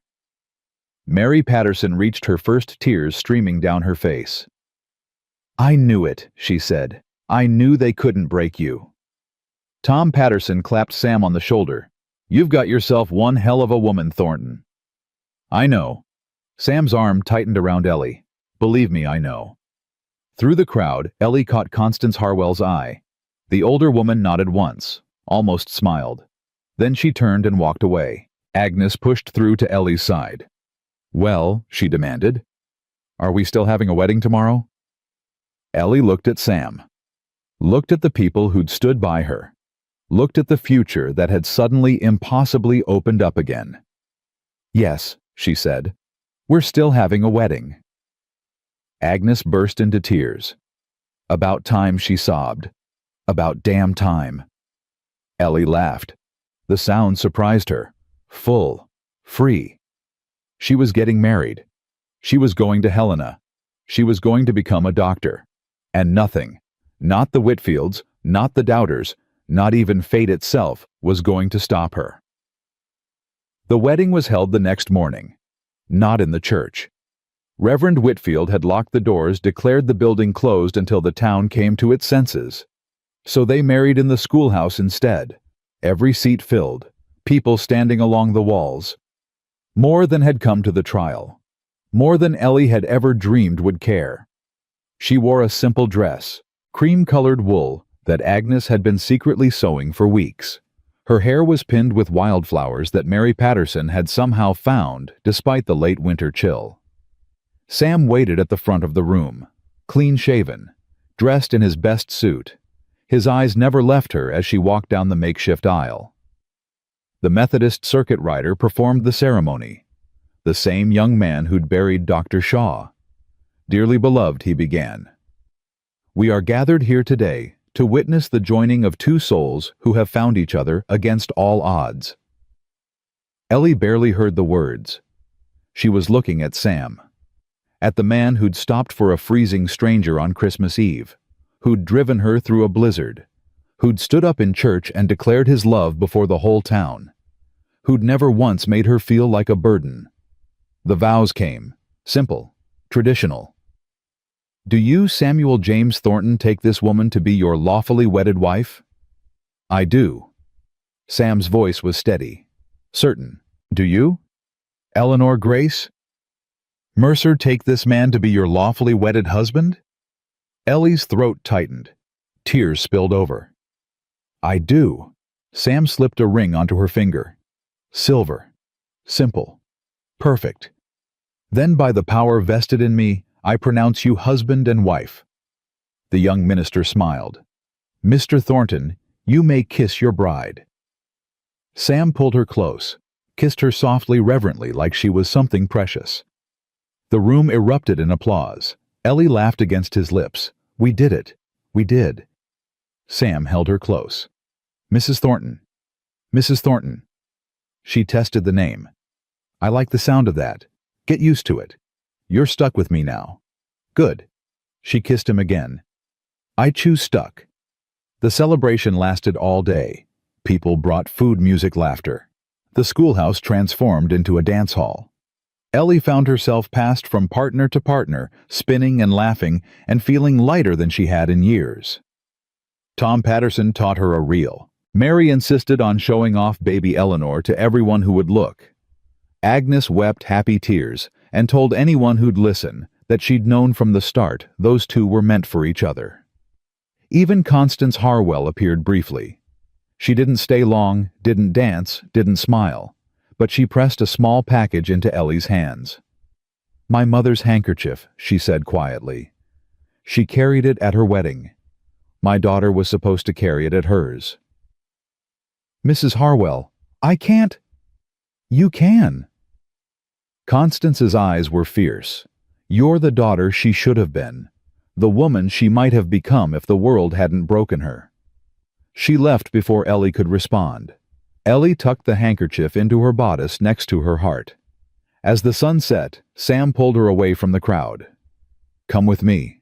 "Where are we going?" "Home." They rode back to the ranch in the gathering darkness. The house was lit up. Agnes had been busy. Candles in every window, fire in the hearth.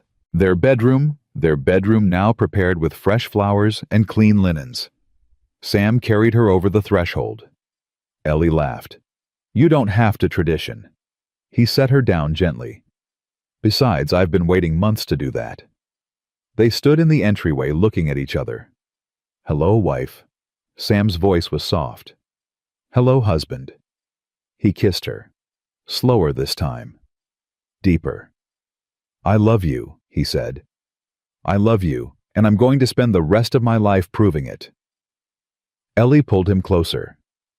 "Then start now." They walked upstairs together. The candles burned low. The fire crackled. Outside, snow began to fall. Inside, two people who'd found each other against all odds began their life together. And for one perfect night, the rest of the world disappeared. Helena came faster than expected. 1 week after the wedding, Ellie and Sam set out on the 3-day journey to the territorial capital. The roads were rough, the weather unpredictable, but they made good time. Dr. Foster had arranged for Ellie to stay with a colleague's family. Respectable. Proper. A married woman now, she had fewer whispers to contend with. The examination was scheduled for March 20th. 3 days to prepare. 3 days to review everything Shaw had taught her. 3 days to convince herself she was ready. The night before, Sam found her pacing in their borrowed room. "You're going to wear a hole in the floor." "I can't help it." Ellie's hands twisted together. "What if I fail? What if they ask something I don't know? What if you succeed?" Sam caught her hands. "What if you walk in there and prove that Henry Shaw was right about you?" Ellie's breath caught. "I'm scared." "I know." Sam pulled her close. "But I've seen you scared before. I've seen you scared and freezing on a train platform. I've seen you scared walking into a stranger's house to deliver a baby. I've seen you scared sitting in a jail cell waiting to find out if you'd ever be free." He tilted her chin up. "Every time you did the thing anyway. Every time you proved you were stronger than your fear. This is no different. This feels different. It's not." Sam kissed her forehead. "You're Ellie Thornton now. You've survived things that would break most people. You've built a life from nothing. You've earned the right to be in that room tomorrow. And if I fail, then you try again. And again. As many times as it takes." Sam's eyes held hers. "I'm not going anywhere. Neither are you." Ellie leaned into him. "I don't deserve you." "Yes, you do." Sam's voice was fierce. "You deserve everything good, Ellie. Everything. And I'm going to spend my life making sure you know it." She slept that night in his arms. When morning came, she was ready. The examination room was smaller than Ellie expected. A long table. 5 men seated behind it. Dr. Foster in the center. 4 others she didn't recognize. Gray-haired, serious. The entire Montana Territory Medical Board. She stood before them in her best dress. The cream one from her wedding. Her hands were steady. Her voice was clear. Mrs. Thornton," Foster corrected himself. "Thank you for coming. We have reviewed Dr. Shaw's documentation of your work. We have questions." The examination lasted 4 hours. They asked about anatomy, physiology, pharmacology. They presented case studies and demanded diagnoses. They questioned her techniques, her training, her experience. Ellie answered everything. When she didn't know something, she said so. When she disagreed with their assumptions, she explained why. She cited Shaw's teachings, her own observations, the latest medical journals she'd studied. By hour 3, the men were leaning forward, engaged, interested. By hour 4, Foster was smiling. "Mrs. Thornton." He set down his papers. "One final question." "Yes, sir." Why do you want to practice medicine? Ellie was quiet for a moment. Then she spoke. When I was 15, my mother died. Consumption. We couldn't afford a doctor. I watched her cough her life away in a farmhouse in Ohio, and there was nothing I could do. She met Foster's eyes. I promised myself then that I would learn, that I would become someone who could help. Not for money, not for prestige, but because no one should have to watch their mother die and feel helpless. She straightened her spine. I came to Montana to start a new life. I found something I didn't expect. A mentor who believed in me. A husband who supports me. A community that needs what I can offer. Her voice strengthened. I'm not asking for special treatment because I'm a woman. I'm asking for the chance to prove that gender doesn't determine capability. That skill and dedication matter more than tradition. That this territory deserves the best care possible, regardless of who provides it. The room was silent. Foster looked at his colleagues. Something passed between them. Nods. Quiet agreement. Mrs. Thornton Foster said finally, "Please step outside while we deliberate." Ellie walked out on steady legs. Sam was waiting in the hallway. "How did it go?" "I don't know." Ellie's composure cracked. "I think well. But I don't know." Sam pulled her into his arms. "Whatever happens, I'm proud of you." They waited. 10 minutes felt like 10 years. Then the door opened. Mrs. Thornton. Foster's expression was unreadable. "Please come back in." Ellie walked back to face the board. Her heart hammered, her palms sweated. Every fear she'd ever had rose up to choke her. Foster stood. "Mrs. Thornton, he said it is the unanimous decision of this board to grant you a provisional medical license for the Montana Territory." Ellie's knees buckled. "You will be required to submit quarterly reports on your practice. You will be subject to annual review. And you will be expected to continue your education through correspondence with certified physicians." Foster extended his hand. "Congratulations, Dr. Thornton. You've earned this." Ellie shook his hand. Her voice wouldn't work. Tears streamed down her face. "Thank you," she managed. "Thank you." "Don't thank us." Foster smiled. "Thank Henry Shaw. He was right about you." Ellie walked out of that room different than she'd walked in. Not just a woman, not just a wife, a doctor. Sam swept her into his arms the moment she appeared. "Well, I passed." Ellie laughed through her tears. "I passed.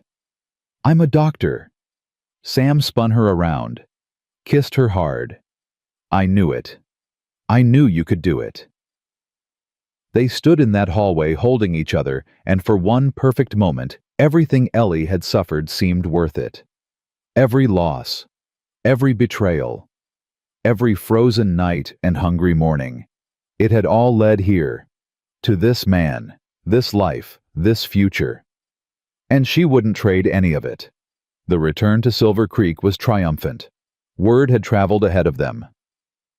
By the time Sam and Ellie rode into town, a crowd had gathered. Mary Patterson was at the front, baby Eleanor in her arms.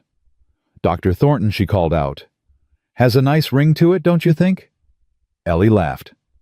"I'm still getting used to it." "Get used to it fast." Tom Patterson stepped forward. "My sister-in-law's expecting. She's been waiting for you to get back. And Mrs. Henderson's arthritis is acting up again. Someone else called. And old Mr. Porter needs his heart medicine adjusted." Ellie looked at Sam. "Looks like I've got work to do." "Looks like it." Sam kissed her cheek. "Go. I'll take care of the horses." She slid down from her mount. The crowd parted to let her through. For the next 6 hours, Ellie treated patients. She examined Mrs. Henderson's joints and prescribed a new tonic. She adjusted Mr. Porter's medication. She visited Tom's sister-in-law and confirmed the pregnancy was progressing well. She worked until her legs ached, and her eyes burned, and her hands trembled from exhaustion. And she'd never been happier. That night she returned to the ranch to find Sam waiting on the porch. Long day. The best kind. Ellie sank into the chair beside him. "I helped people, Sam. Real people with real problems, and they trusted me to do it. Of course they did. Sam took her hand. You're Dr. Thornton now. The only doctor in 50 miles. The only doctor. Ellie shook her head. I still can't believe it. Believe it. Sam pulled her close. You've earned everything you have. Everything. They sat together as the stars came out. Ellie thought about the road that had brought her here. The platform on Christmas Eve. The dying lamp. The stranger who'd stopped when no one else would. Thank you, she said quietly. For what? For finding me. For stopping. For not giving up on me even when I wanted to give up on myself. Sam was quiet for a moment. You know what I was thinking that night when I saw you on the platform? What I was thinking that I'd spent 8 years feeling sorry for myself. 8 years hiding from the world because one woman hurt me. And there you were abandoned and freezing, and you still had more fight in you than I'd had in almost a decade. He turned to face her. You didn't just save yourself that night, Ellie. You saved me too. You reminded me what courage looks like, what hope looks like, what love looks like when it's real. Ellie's eyes burned. We saved each other. Yes. Sam kissed her softly. We did. They went inside together. The fire was warm. The house was quiet. Agnes had left supper on the stove and retired early. For the first time in months, Ellie felt completely at peace. She was home. She was loved. She was exactly where she was supposed to be. Spring came early that year. The snow melted, the roads cleared. The world turned green and hopeful.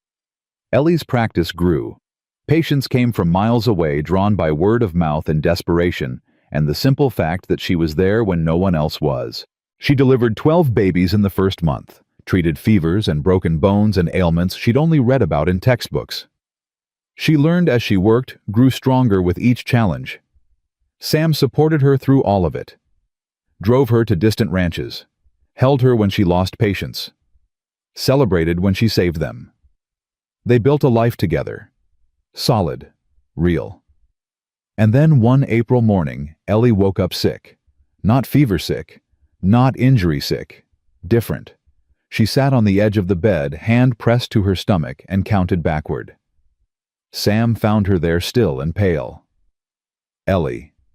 What's wrong? Nothing's wrong. Ellie's voice was strange. Distant. Nothing's wrong at all. You're scaring me. She looked up at him. Tears in her eyes. A smile breaking across her face. Sam.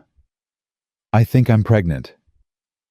The silence lasted 3 heartbeats. Then Sam dropped to his knees in front of her. Say that again. I'm pregnant. Ellie laughed. At least I think I am. The signs are there. I should know for certain in a few weeks. Sam's hands trembled as they covered hers. A baby, he breathed. We're having a baby. We're having a baby. He pulled her into his arms, held her so tight she could barely breathe. I love you, he said, voice cracking. I love you so much. I love you too. They stayed there holding each other as the morning light filled the room. A new life. A new beginning. Everything Ellie had lost. Everything she'd suffered. Everything she'd survived. It had all led to this. This man. This home. This future growing inside her. And she knew with absolute certainty that it was only the beginning. The news spread through Silver Creek like wildfire. Dr. Thornton was expecting. The woman who'd arrived freezing and alone on Christmas Eve was going to be a mother. People who'd once whispered about her now brought gifts. Baby clothes. Quilts. Offers of help. Even Constance Harwell appeared at the ranch one afternoon, a package in her hands. For the baby, she said stiffly. My daughter made it, before she left. It was a christening gown. Delicate. Beautiful. Mrs. Harwell. Ellie began. Don't. Constance's voice was rough. Just take it. Give your child what mine never got. She left before Ellie could respond. But something had changed in her eyes. Something softer. Something like healing. Summer brought more changes. Tom Patterson's sister-in-law delivered a healthy boy. Ellie guided her through every step. The Hendersons' youngest son broke his arm falling from a horse. Ellie said it perfectly. Old Mr. Porter finally admitted that his heart was failing. Ellie held his hand while he made peace with it. She worked until her pregnancy made it difficult. Then she trained Mary Patterson to assist her. The young mother proved to be a natural. "You're good at this," Ellie told her one afternoon. "Have you ever thought about becoming a midwife?" Mary's eyes widened. "Me? I'm just a rancher's wife. I was just a farmer's daughter." Ellie smiled. "Look where I ended up." Mary was quiet for a moment. "You really think I could do it? I think you could do anything you set your mind to." Ellie took her hand. "That's the thing about this territory, Mary. It doesn't care who you were. It only cares who you're willing to become." Mary left that day with a stack of medical texts under her arm. 2 years later, she would deliver her first baby on her own. But that's a story for another time. Autumn arrived with golden leaves and cool nights. Ellie was huge now, 8 months along. She waddled more than walked. Sam hovered constantly, terrified something would go wrong. "I've delivered 100 babies," she told him. "I know what I'm doing. That doesn't help." Sam paced the bedroom. "Those were other people's babies. This is our baby. Our baby will be fine. How do you know?" "Because I refuse to accept any other outcome." Ellie caught his hand. "Sit down before you wear a hole in the floor." Sam sat. He didn't stop worrying, but he was there, every moment, every day. And that was what mattered. The baby came on a November night. Snow fell outside. Wind howled. The house creaked and groaned. Ellie labored for 18 hours. Mary Patterson assisted. Agnes boiled water and wrung her hands. Sam held Ellie's hand and told her she was the strongest person he'd ever known. At 3 in the morning, a cry split the air. A boy. Mary's voice shook with joy. A healthy boy. She placed the baby in Ellie's arms. He was tiny, red-faced, furious at being dragged into the world. He was perfect. Sam sank to his knees beside the bed. "Ellie," he breathed. "Look at him. I'm looking." Tears streamed down her face. "I can't stop looking. He's beautiful. He's ours." Sam touched his son's tiny hand. The infant's fingers curled around his. "What should we name him?" Ellie had known the answer for months. "Henry," she said. "Henry Samuel Thornton, for the man who believed in me, and for the man who saved me." Sam's eyes glistened. "Henry," he repeated. "It's perfect." They sat together, the three of them, as dawn broke outside. A new family. A new beginning. A life built from ashes and loss and stubborn, relentless hope. The years that followed were good ones. Not easy. Life in Montana Territory was never easy. There were hard winters and failed crops and patience Ellie couldn't save. But there was also joy. Henry grew tall and strong with his father's dark eyes and his mother's stubborn chin. He loved horses and books and trailing after his mother while she made rounds. A daughter followed 2 years later. Margaret called Maggie, with red hair that came from somewhere in Ellie's family tree. She was fierce and wild and determined to become a doctor like her mother. Sam's ranch prospered. The Thornton name became synonymous with integrity and hard work. Ellie's practice expanded. She trained 3 more midwives, established a small clinic in town, fought for and won the right for women to study medicine at the new Territorial University. The Whitfields left Silver Creek the year after Ellie's trial. Jacob's General Store failed. Reverend Whitfield's congregation dwindled to nothing. They moved east bitter and broken and were never heard from again. Constance Harwell became an unexpected ally. She funded the clinic's expansion, advocated for women's education, even reconciled with her daughter, who returned to Silver Creek with a husband and 2 children of her own. Agnes lived to see both of Ellie's children born. She died peacefully in her sleep at 83, with Ellie holding one hand and Sam holding the other. They buried her beside the Thornton family plot. The headstone read, Agnes McAllister, beloved mother to many. She never gave up on love. Years passed. Children grew. The world changed. And through it all, Sam and Ellie remained. On their 25th wedding anniversary, they stood on the porch of the house where it had all begun. The sun was setting. The land stretched out before them golden and peaceful. "Do you ever think about it?" Ellie asked. "That night you found me every day." Sam's arm tightened around her. "I think about how close I came to just riding past. How easily I could have convinced myself it wasn't my problem.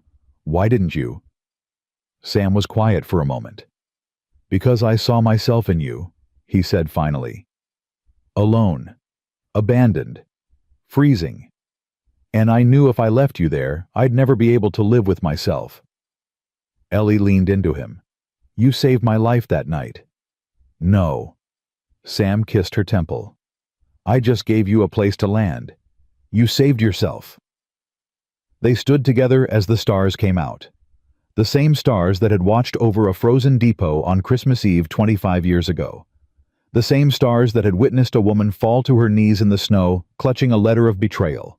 The same stars that had seen a stranger stop, reach out, offer mercy when no one else would. "I love you," Sam said. "More today than the day I married you. More than I have words for." Ellie turned to face him, this man who'd been her salvation, her partner, her home. "I love you too," she said. "And I will keep loving you until the stars fall from the sky." They kissed as the night deepened around them. Inside the house their children laughed. Their grandchildren would follow. Generations yet to come. All because one man stopped on Christmas Eve. All because one woman refused to give up. They walked back inside together hand in hand and closed the door on the cold. The lamp in the window burned on. A beacon in the darkness. A promise kept. A reminder that mercy still exists, that love still wins, that second chances are real for those brave enough to take them. Ellie Mercer had arrived in Silver Creek with nothing but a broken heart and a carpet bag. She left behind a legacy that would last for generations. Doctor, wife, mother, pioneer. A woman who refused to be defined by what was done to her. A woman who chose every single day to become more. And somewhere in whatever comes after, Henry Shaw smiled. He'd known all along. Some people are born to heal the world. Ellie Thornton was one of them.